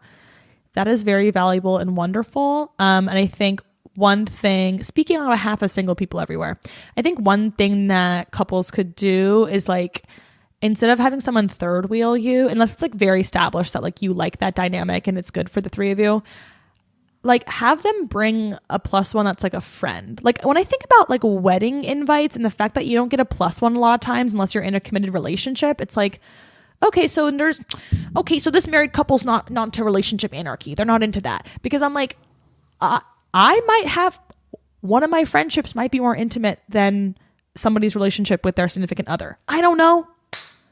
I'm clapping now. I'm like getting so animated. I don't know. I just feel like that type of hierarchical, like if you're in a committed romantic relationship, you get a plus one. If you don't, you don't. I'm like, I don't fuck with that. Actually. I'm going to come out and say that. I don't fuck with it. It's, if you did that for your wedding, that's your wedding. You get to decide. But for my wedding, if I ever even had one, that's not the system I would use to determine who gets a plus one. Because it's just so circumstantial if you happen to be in a romantic relationship. It's more like, do I think that you would enjoy someone else's company at my wedding and maybe would have a better time if you had someone with you? Yeah, then maybe you should get a plus one. If not, like if I'm going to someone's wedding where I know 20 people, I don't need a plus one. I'm good. But if I know nobody, I might like the company of somebody else. Even just casual hangouts or like a trip, being like, oh yeah, do you want to bring a friend instead of like couples trip and then like single friend on the side? I would say, as someone who has fifth wheeled before, next time I'm bringing someone and turning that into a 6, and I'm having a friend accompany me, a companion. I'm like, if you're going to couple off and you're not going to go into this trip like we're all just individual friends, then I'm going to bring someone that I can be my companion. Because I need to, and it's hard to know that. I'm getting divisive on this episode. Gigi, who is 24 in New York City, said, nope, it's actually the opposite. People who are jumping from one relationship to the next, that definitely changes my view of them. Ooh, this is why I'm so glad I asked the question. Like, I was worried that like by asking this question, it'd be a little bit loaded and leading in that I would make people feel like you're not supposed to view people differently. But it's like, sometimes we do and sometimes we don't. And I just want to know. And yeah, I feel like there's somebody else here that said, if someone's single, I assume they are either extremely insecure / have a low sense of self-worth, or extremely secure / a high sense of self-worth. And when someone's jumping from relationship to relationship, I genuinely feel that it's because maybe they don't feel secure on their own. They need another person to feel security. And that could come from so many different places. That can come from trauma. That can come from like a lot of different positions. So it's like, I'm not going to just judge them outright for that. But I feel that a lot of times it comes from the fear of being alone. The Lennon Stella song. And if you've never listened to that song, listen to it and might illuminate a thing or two. Okay, this one from Kelsey, who's 25 in Riverside, I included as like a perspective of someone who's on like the other side of this and what it feels like coming out of this period of like singledom. Because she said, I deeply relate to them. Usually I like them much more than someone who has a long partnership that they clearly wrap their identity around. I had a boyfriend in high school, 2016, and then spent the next 8 years of my life single, like first dates only single, until just beginning to date someone in the present, 2024. We've now been together a few months, and to be honest, it still feels unreal and bizarre, like spending years climbing a lonely mountain and then all of a sudden taking a quick and easy sled ride down the other side. That's what I want it to feel like, ladies and gentlemen, and people of the jury of the Revelatorium. I still feel very deep in my heart that knowledge of what it is like to be single, and long-term single people just make sense to me, unless they're happy with it, in which case I stop relating because I never got to the point of accepting it. But a single person who's like, this sucks and I'm lonely, sign me up for their stand-up comedy, their music, their books, their friendship. Yeah, I understand that. It's like, a lot of people do feel envious if someone is so secure that they can be single. I feel like, I don't think that this sucks. I just feel like I miss being in love, but I'm not like, this sucks, but I'm just like, that would be a nice experience to have again, in the way that it's like, oh, it'd be nice to go back to Europe. Like, that's kind of what it feels like, oh, it would be nice to like go on an international vacation again. I did that once and it was nice, and it produced a lot of great feelings that I haven't been able to tap into since that experience, you know? Because I think the loneliness piece of it, I have been able to mostly snuff out via friendship and community. The physical touch part of it, that type of loneliness, that is something that I haven't been able to fulfill yet. Okay, here's another very balanced one for those of you that are feeling insecure. Andres Luna, who's 27 in Provo, Utah, said, I don't believe that my romantic experiences have any bearing on my perspective or insights. Very different from a lot of others. I think it's essential to recognize that having a romantic relationship is not a detriment, is not a determinant of one's worth or value. Everyone, regardless of their relationship status, has the capacity for unique perspectives and valuable insights. Whether one is single, in a relationship, or something in between, their worth and value remain unchanged. And I think it's good to note, actually, that like last month when I asked where your self-worth comes from, overwhelmingly people said friendships. I only remember maybe, I don't even know if there were a couple that said their romantic relationship brought them worth. So like, most people don't actually ascribe their worth to their romantic relationship. So I think this was like a really positive framing of it from someone who has had romantic experiences.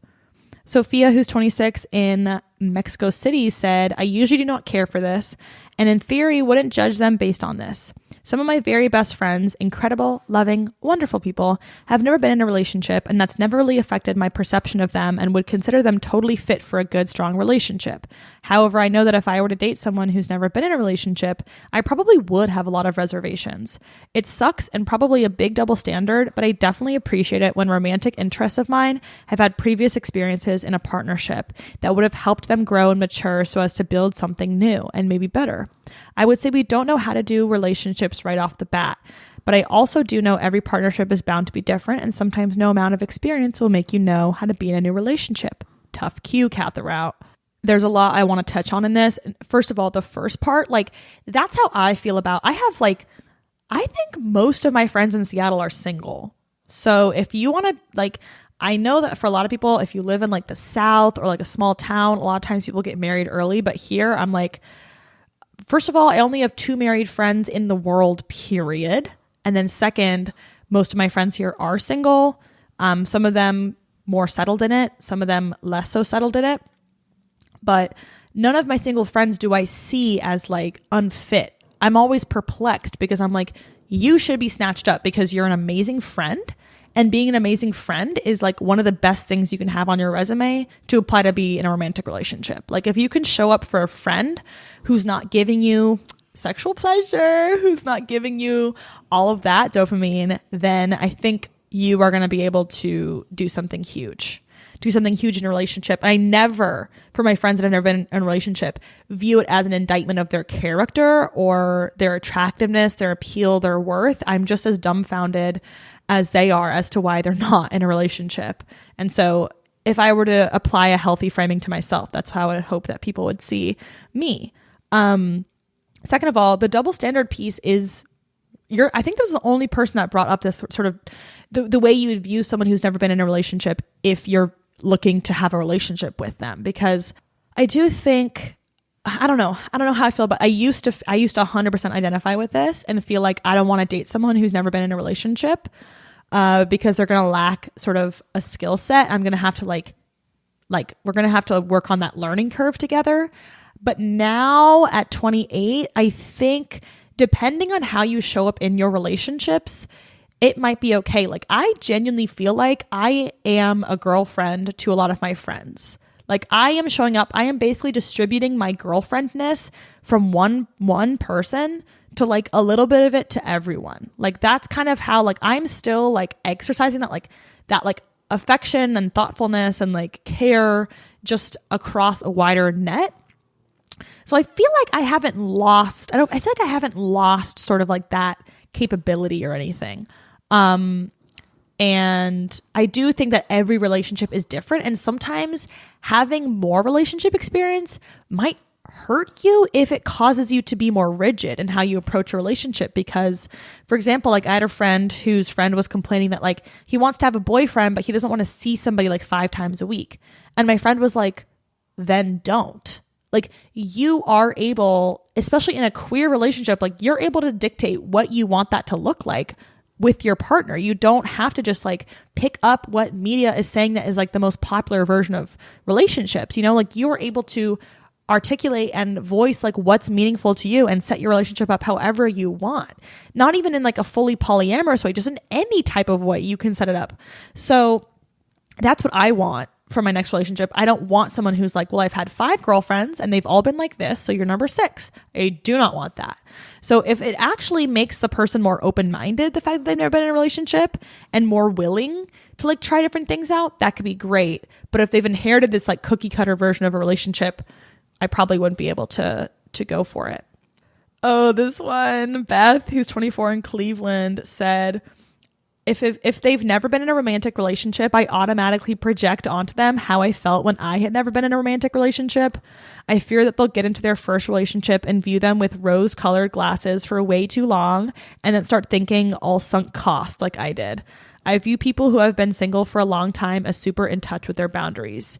So I don't think this is something you graduate from after you've had your first relationship, because I've seen people do this multiple times cyclically, 1, 2, 3, 4 relationships in. Is this maybe part of what being in love is like? Is that you are very, very charitable towards someone because you feel so you feel so strongly towards them that you want to give them every benefit of every doubt. And then after a while, it's like, well, I've given them so many benefits.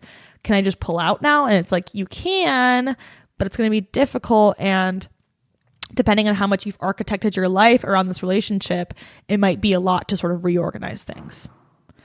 Someone just said, they just like me for real. That one made me laugh out loud. Funny people in here.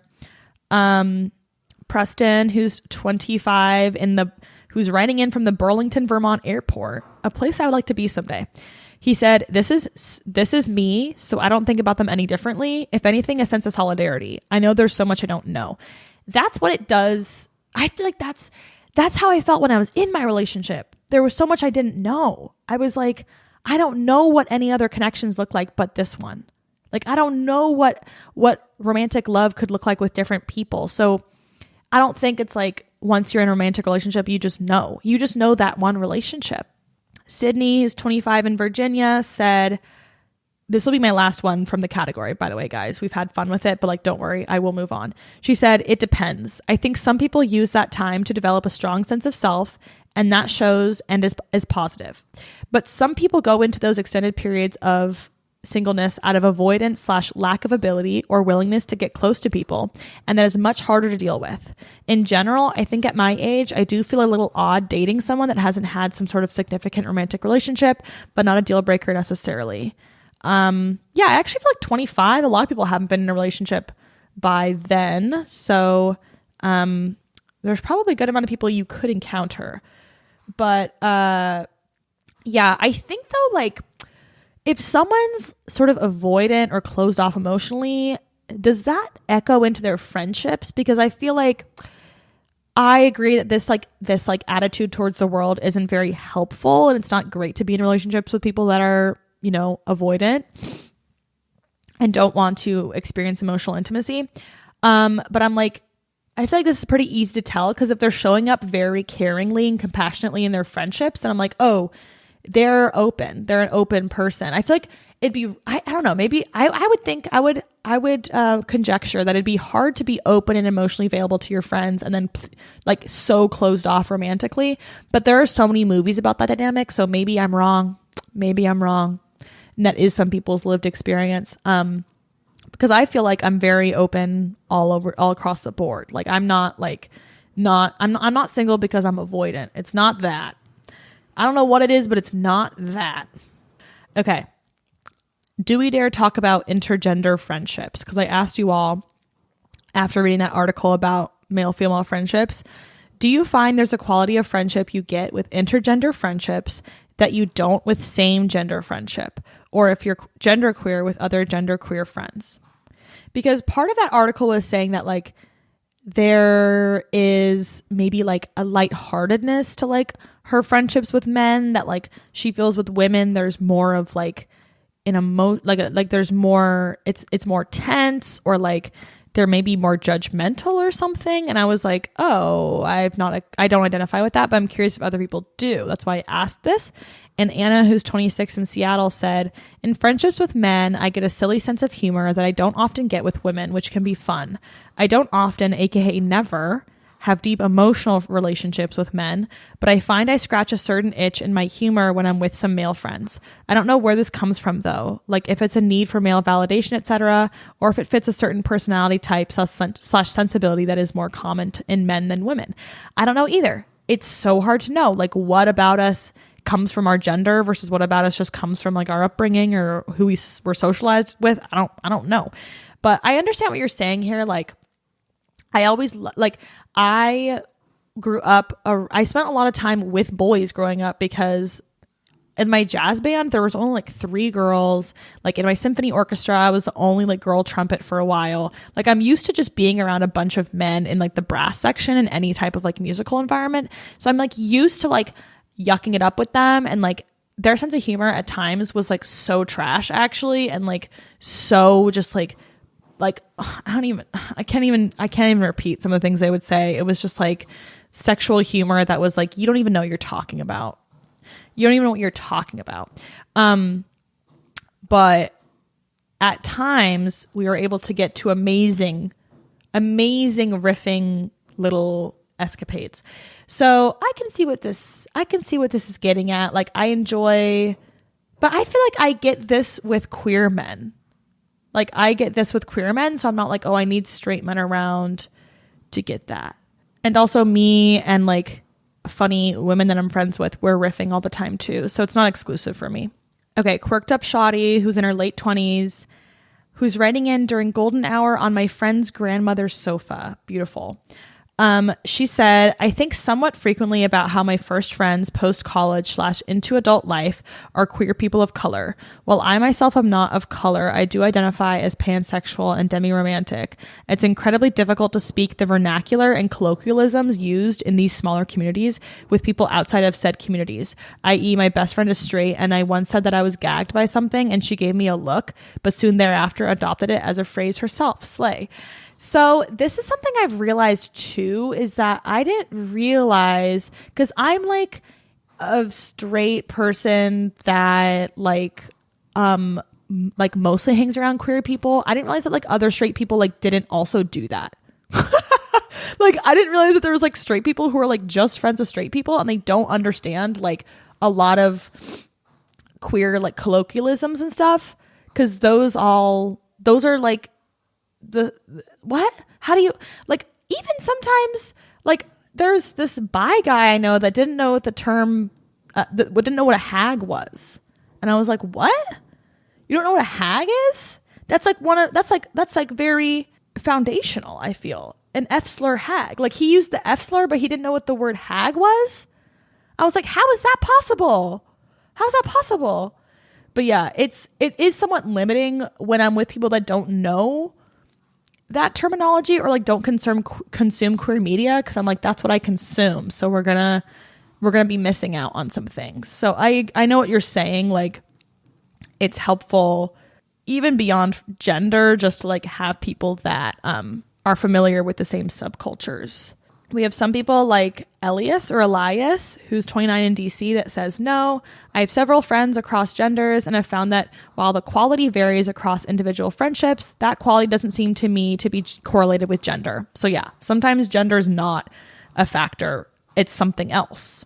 Renee, who's 25 in Seattle, said, as a queer woman, I feel like my friendships with men have usually been based on what we do, aka our hobbies and activities, but with other women and queer people, it's easier to have a friendship where we can just be and spend time just existing together without having to do anything in particular to bond. Obviously, that's not to say that I can't have that kind of friendship with men, but I just haven't yet.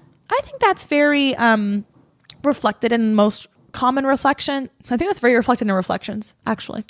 I think it's very reflected in a lot of like essays I've read about friendship, is that like women, like you can just literally like hang out and talk. Like, we just want to talk. Like, we just want to talk. Sleepovers, we just want to talk. Versus boys, it's like you got to play video games, you got to join a soccer league, you got to play basketball. Like, you have to be like doing something together. Like, you aren't just like sitting around and talking, which I'm like, how can that fucking be? How can that fucking be? Like, that's the best. Just sitting around and talking, that's the fucking best. Okay. Nick, who's in the final month of being 26, as my birthday is the last day of this month. Well, happy birthday, belatedly, because this will come out on June 1st. As a man raised predominantly by a single mother, I've always found relationships with women to be emotionally deeper and more honest. While in high school, I was on multiple boys' sports teams, and my class was predominantly male. Out of the 16 of us, there were only 4 girls. My closest friendships at that time were all with girls, and as I've gotten older, I've always felt it easier to speak to women than men. With men, I feel like I have to put up a sort of act or otherwise ensure I don't say or do something that may distance me from them, whereas I'm much less fearful to be authentic with women. See, this is fascinating because I'm about to read a slew of responses that completely counter this and say that with women, like women that are friends with women, it's like, oh, I have my guard up more, that I don't want to like offend them, or like women are more sensitive, versus men, like you can do whatever, versus this guy is saying, oh no, like you can do something around a guy that like make him be more distant. There are a lot of limitations around like masculinity and like what's appropriate to express in male friendships. So like I totally defend this and back this up, but it's just like interesting that like a lot of people are saying very conflicting things here. Like, gender is so complicated, like it doesn't inform everything so universally, which is why that Cut article like missed out on a lot. But no article can have all the scope that you need. There's always going to be a limited scope, and sometimes people expect too much out of a piece of media. It's like you might have to consume other pieces of their media to get the full range of like reflection you're looking for. Okay. Kelsey, who's 25 in Riverside again, said, yes, I'm a woman, and I think sometimes I feel closer to my male friends, not in the one of the boys way, but for the reason that men feel they can't open up to other men, so they open up to me. And then ultimately, I feel like our friendship seems more trusted, closer, etc. With same-gender friendships, women to women, I more often than not struggle a little bit to figure out how genuine our friendship is. Perhaps because women are socialized to be polite. I sometimes wonder if we're just being nice to each other or if we're actually close. I've never been someone who had a big girls group to be friends with, and I feel a bit of loss over that. I think saying this definitely has the risk of sounding a little pick-me. You just can't win out here, LMAO. It's interesting because I have a disdain for the fact that men, what was this saying? They can't open up to other men, so they open up to women. I don't like that. Sometimes I'm like trying to, use as much of my vocabulary as I can. And sometimes it's just, I don't like that. I've been talking about this a lot over the last month because somebody in my vicinity has been doing that.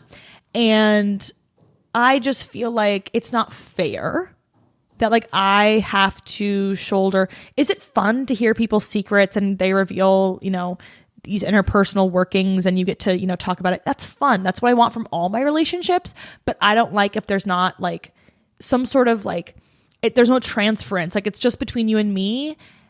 I'm the only one that's supporting you emotionally. I'm like, no, you need to like distribute this emotional support. I can't be your fucking wife friend where it's like, I'm your wife and you're like dumping everything on me. And then with your boys, you just get to have fun. And with me, it's like, I have to shoulder this emotional burden. Like I feel resentful about that. And I've actually told someone before, like, I'm not interested. He like basically asked if he could do that with me. And I was like, I'm not interested.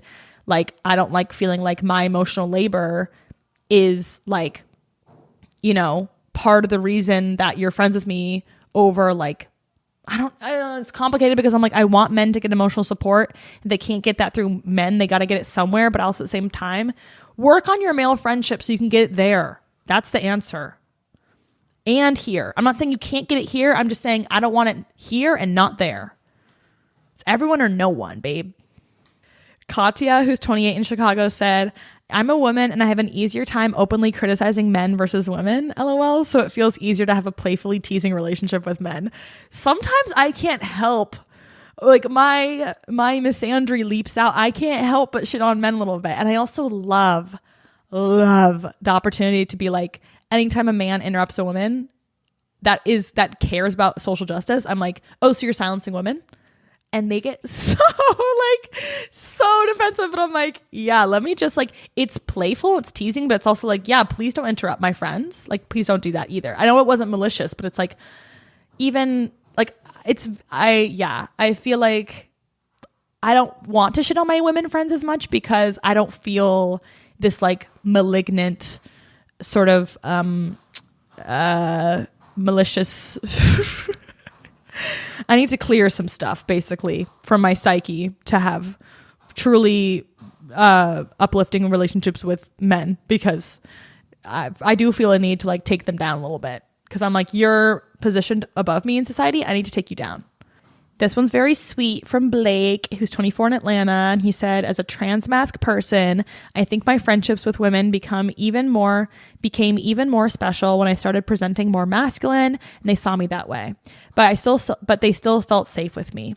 It wasn't that nothing had changed, but that we could experience that change together, and I was still loved by my girlies. As for friendships with other genderqueer and trans folks, I don't really have any beyond acquaintances, and I really want to change that. Manifesting that shit. I'm manifesting that for you. I'm sure it is just around the corner. Oh, this is a terrible realization from Lily, who's, well, it's a good realization, but terrible thing about society. Lily, who's 26 in Minneapolis, said, when I came out as a lesbian, I noticed almost no difference with my female friendships. My friendships with men changed a lot, though. Some men immediately distanced themselves from me, which really sucked. They were friendships that I valued, and I felt like since I was no longer a potential romantic or sexual option, I didn't hold value for them. However, the lack of potential romantic or sexual pressure made friendships with some men way easier. You win some, you lose some, I guess, and it's terrible that a lot of men do only want women in their social life if they view them as attractive, or they have some sort of like, yeah, potentially like flirty, romantic, sexual worth to them. That's fucked up. I don't have anything more to say on that. Nick, who's 23 in London, said, most of my friends are queer and I find it a lot easier to open up to them, especially about any romantic / sexual feelings I have towards someone. I also think they're generally more open to having less normative friendships, e.g. share more time and energy amongst friends rather than focusing most of their energy on their romantic partner, want to build supportive and interdependent friendships, care more about building a community, which, as somewhat of a relationship anarchist, I prefer. Relationship anarchists, we're up. We're up. No, I totally agree with this. I think this is also like somewhat supportive of why I've just found myself surrounded by so many queer people, is that I like the way they engage in friendship. It makes sense to me. It aligns with me. And not all of them, you know, some people are very much social monogamous still. But for the most part, I like that queer people understand the concept of chosen family. They show up a lot of times differently than some straight people. But I also have straight friends that show up the same as the queer people do. So it's just sort of this style of friendship that like anybody can have, but queer people, because of the way that society is heteronormative, they work a little bit differently. Eitan, who's 28 in Sweden, said, girls are unforgiving, guys don't remember and don't resent. That's just a piece of what they said. But I was like, oh, see, this is like what a lot of the author was trying to say, is that guys are sort of like more lighthearted or like whatever, and women have more emotional expectations. So I could, the article was backed up a little bit, and it was also refuted a little bit by these examples. Okay, this is a long haul episode. If you need to take a break and come back to it and refresh, let me the hell know. But like, I just got to grind it out. Like, I asked so many questions this month that I want to get through. So let's move on to, have you had your salad days yet? Basically. Sasha B, who's 28, said, honestly, not really. I wish there was. I'm Asian, and there's a lot of generational guilt and trauma that has accompanied ever being carefree and idealistic. I just did quit my job, but only to start grad school at a top 10 school. Someday I'll stop correlating my accomplishments with, after this, I get to enjoy life feeling. Yeah. The arrival fallacy of like, once I get this, I'll be good. It's like, ugh. Unfortunately, we have to develop, an acceptance of life as it is. Miral, who's 27, turning 28 in 2 weeks, writing in from Syracuse, New York, on a student visa, moving back to Pakistan in the summer. Pakistan? Probably a better way to pronounce it. Okay. She said, might have been during COVID, which also overlapped with the gap year I took between undergrad and grad school. The idea that there was nothing to be done and spend time at home and cook and bake and talk to my new best friend turned into boyfriend. Crashed and burned, by the way. And yes, there's a certain nostalgia to that time I do yearn for sometimes. This was not my COVID experience. I was suffering bad. But I understand that like this, lockdown was such a bottle episode of the human experience. Like, it didn't connect with like the narrative arc of like the rest of our lives. So like it can easily be like tinted with this sort of like, yeah, it was special because you could not be concerned with as much as you used to be concerned with, because our lives were limited. So in a way, it's like funny to think of that as your hedonistic era, your carefree era, but it's like, depending on how you view that, it could be. Chloe, who's 19 in Aotearoa, said, every summer since I was a teenager, such a turning point in every year for me. I come out of hibernation as a completely different person. It's crazy the simple change in temperature and weather patterns affects how we show up in the world. And I'm recognizing that right now, because the days in Seattle are long right now. Like, the sun's almost setting at 9, and I've been going to bed so late. I've been having a really hard time. Like, everything feels like it's really back-ended. Like, there's a lot happening at the end of the day because there's so much more light. I'm not like being shuttled into my house at 6 p.m. anymore. It's like I'm disoriented by summer, and I do feel like summer lends itself to a little bit more of a maniacal way of life. H, who's 26 in the Netherlands, said, when I read this question, at first I wondered, am I in it right now? Then I remembered I've never been carefree, LOL, coming soon. This is why I asked the question, because it's like, can you even know if you're in your salad days while you're in them? Similar to that Andy Bernard quote from The Office. It's like, how do you know you're in the good old days before you've left them? I feel like I am right now, and so I'm trying to appreciate that, but there's no way to know until I look back in hindsight, I think. Sometimes I'm like, maybe I should record this podcast more than once a month because I have so much to say, but you can make it twice a month by listening to half of it now and then half of it in 2 weeks if you want. So think about that. Okay, I'm going to leave the savory versus sweet results for the zine. So follow at Revelatorium on Instagram, and the link tree there and a link tree in the bio of this, or the show notes, has all the zines. It won't be up immediately, but like, I want to visually display this information in a compelling manner. We will end on taking or leaving, but before that, I did ask, how have you met new people where you live? Like, are you going to decline in friendships, or are you going to continue to meet new people? And where do we do that? I just wanted to see, like, where are you guys doing that? Got a lot of great answers. So if you're looking to meet new people, here's some ideas. Grace, who's 24 in Brooklyn, said, I meet new people at events often. If I go to a poetry reading or an artist meetup, I'm guaranteed to meet at least one friend, even if it's a casual one. I also meet people through mutual friends, house parties, and bars. H, in the Netherlands, said, by joining student organizations, connecting with people through work, attending local poetry, music, and art events, participating in activism and volunteering, joining online groups for similar interests, going to new bars. That's pretty complete. Kit, who's 25 in Seattle, said, queer sports, friends of friends from college, my LGBTQIA plus group at work. This one's quite interesting, from Emma in Denver, who's 24. She said, she basically witnessed somebody smashing the window of somebody's car. So she left a note because she took a video of it. And then she and the person whose car it was got drinks, and now they're like besties. So meeting people can happen anyway. But I think when I first moved to Seattle and I was in desperate mode, any interaction, I was like, let me squeeze a friendship out of this. Sometimes you won't get pulp. Sometimes you won't get friendship pulp. Oh, this one basically talks about this. Sydney, 25 in Virginia, said, through friends of friends, saying yes to any and all opportunities. Accepting not everyone on the way will be a forever friend, but they might connect you to a wider network. Yes, very valuable to be open-minded. Grace, who's 27 in Durham, said, the most effective way has been to show up consistently at something that meets on a weekly basis. I go to a run club on Wednesdays and a local bar on Thursdays. At these types of things, you meet a lot of acquaintances who you could talk to for like 5 minutes or 2 hours. They'll also introduce you to other people or invite you to something. Madison, who's 25 in Chicago, said, queer bars and hanging out in gay neighborhoods. Olivia, who's 23 in the Bay, said ceramics class. It's a great community, and I love that it feels like a true third space. I feel that way about comedy. I've been doing classes for about 8 months now, and every time I go to the studio, I see someone I know now. Great feeling. It has also been a great place to make intergenerational friendships, which I love. That sounds amazing.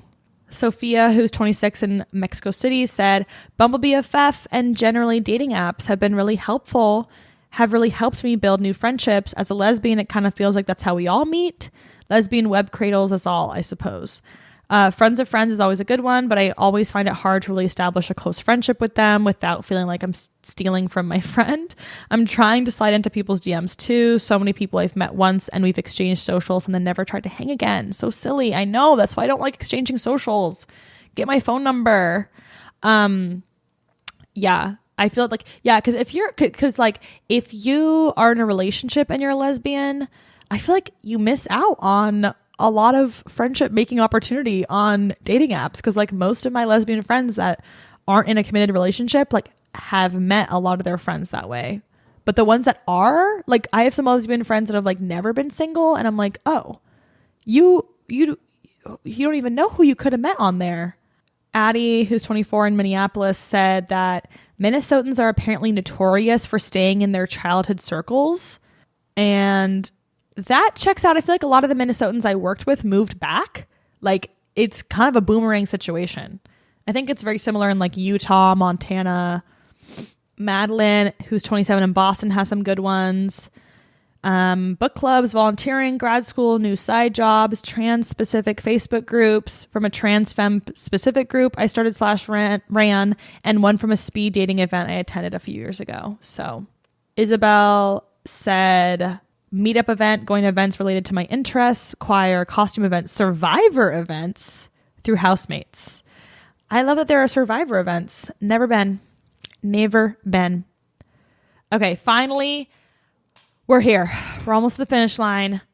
Hopefully you're not feeling fatigued, because what are we leaving in May? And despite my singleness, so many of you taking and leaving this month had romantic endeavors come and go. So it's breakup season and rekindling season, I guess. Preston said he's leaving Washington, D.C. I'm moving back home to Michigan after 2 years away. I tried Chicago and then DC. I question if I wasted 2 years of my life in these places. The reality is that leaving home made me realize how much I value where I'm from, the community I have there, and how much I want to return. I also made a few great friends, and I feel like these places taught me something. Still, they're in the past now. Michigan is home for now. Yeah, I think like this is a reality of moving to a new place, is that you can always move back. Like, it's not permanent. You can always move back. And it's like, they help you reframe and have a new conception of what that place means to you. And I'll also say it takes a long time to build community. If I'd lived in 2 cities over 2 years, I wouldn't feel like I had a real place there either. It's like, it's hard to feel settled in that amount of time. Nick, who is turning 27, said, with much difficulty, I will be leaving a relationship that has been the strongest thing in my life the last few years, but sadly is preventing both her and I from growing in the ways we need. While we still care for each other more than we can imagine, we both need to pursue things in life that we sadly cannot pursue together. Boom. Sounds very mature. Wishing you well. And Nani, who's 26 in the DMV, said, my bum ass manager from my corporate job. Last day is May 31st, baby. The type who has been at this job for 23 years since he graduated college, aka a dedicated Kool-Aid drinker who loves to hear himself speak while also plotting on your downfall. Feels like I'm already seeing the world in a higher resolution since putting in my notice. I was hoping you were saying this bum ass manager is leaving. Why don't they ever leave? Why do you have to be the one to leave? It's so annoying. Like, why can't this like awful person leave? God damn. Becca, who's 24 in Pennsylvania, is leaving medical procedures. I now have $4,000 in medical bills due to a cancer scare. Everything is fine now. I'm still on my dad's health insurance, but it doesn't cover jack shit. And I'm sitting here wondering how this kind of experience doesn't radicalize every single person who encounters it. Also, the FOMO I experienced watching a lot of people I know getting outside and doing stuff while I was stuck dealing with health issues. I can't imagine that touching the US healthcare system in that way wouldn't radicalize you, although my mother hasn't been, so it's possible. Abigail, who's 23, is leaving, shaming my own body. I've gained weight in the last 2 years and have recently been struggling with accepting my body with love and admiration. When you have a fat phobic brother and society it can be tough. It really triggered my anxiety and lots of intrusive thoughts. But I did have a breakthrough imagining what life could be like when I accept my body in all stages of my life as I age and my lifestyle changes. Plus I gain weight when I'm happy. Oh, that's actually a really beautiful framing of that. Yeah, I think acceptance is what we're all after. And like, that's going to bring you the most peace. Cause it's like, our bodies will change. It's like, if you only accept an unchanging body, that you're never going to be able to feel peace, you know?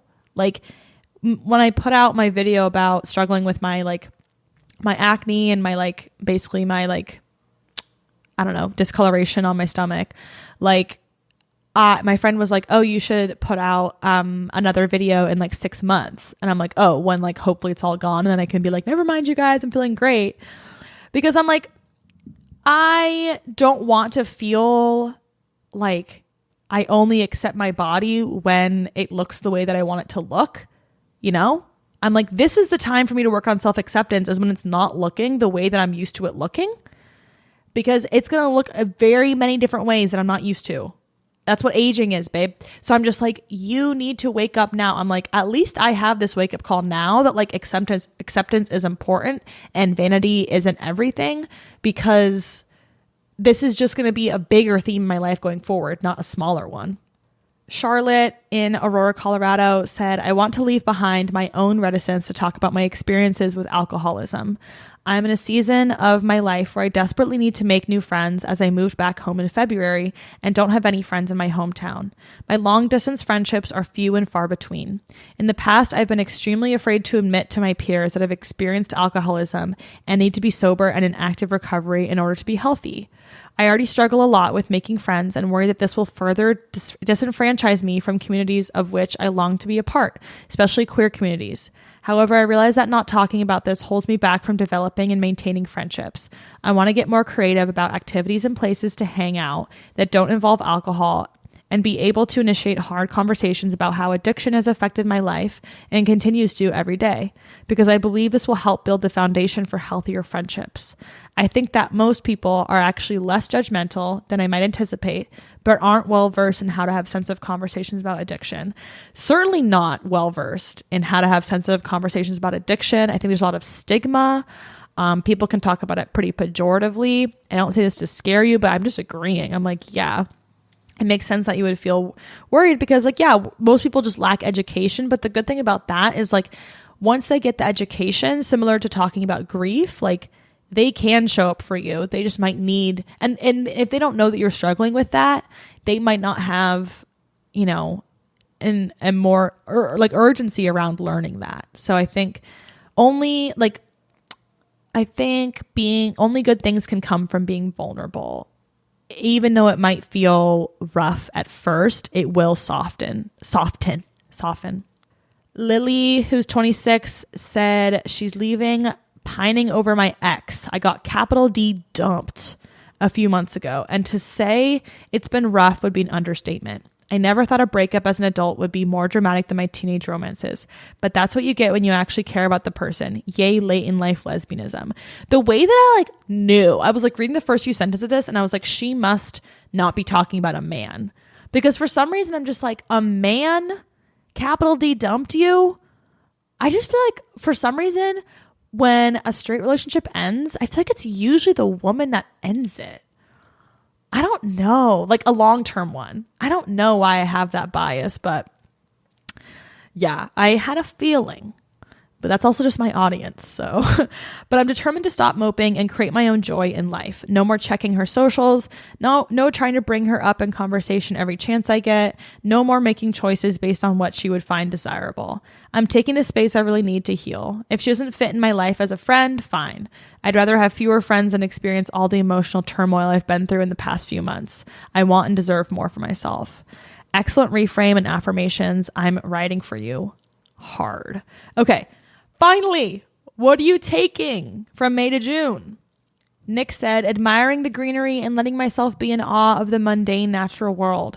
I just love spring green and hills, even if they're nothing special. Enjoying cringy music. I saw Fletcher live and it was a great time. I am such a little nature lover. I don't know how anyone isn't. I love the neon lime green of spring. I can't see how anyone would think it's nothing special. And also, I'm totally with you.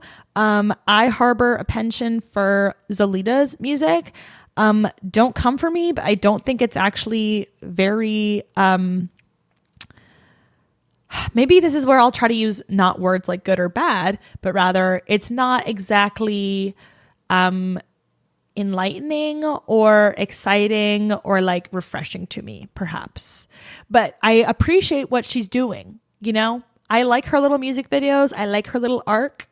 I like, it's like juicy to me. But, yeah. I'm like, am I allowed to say that her music's cringy? I don't know if that's my place. Okay. Blake said they're leaving sexed salads. What the hell is that?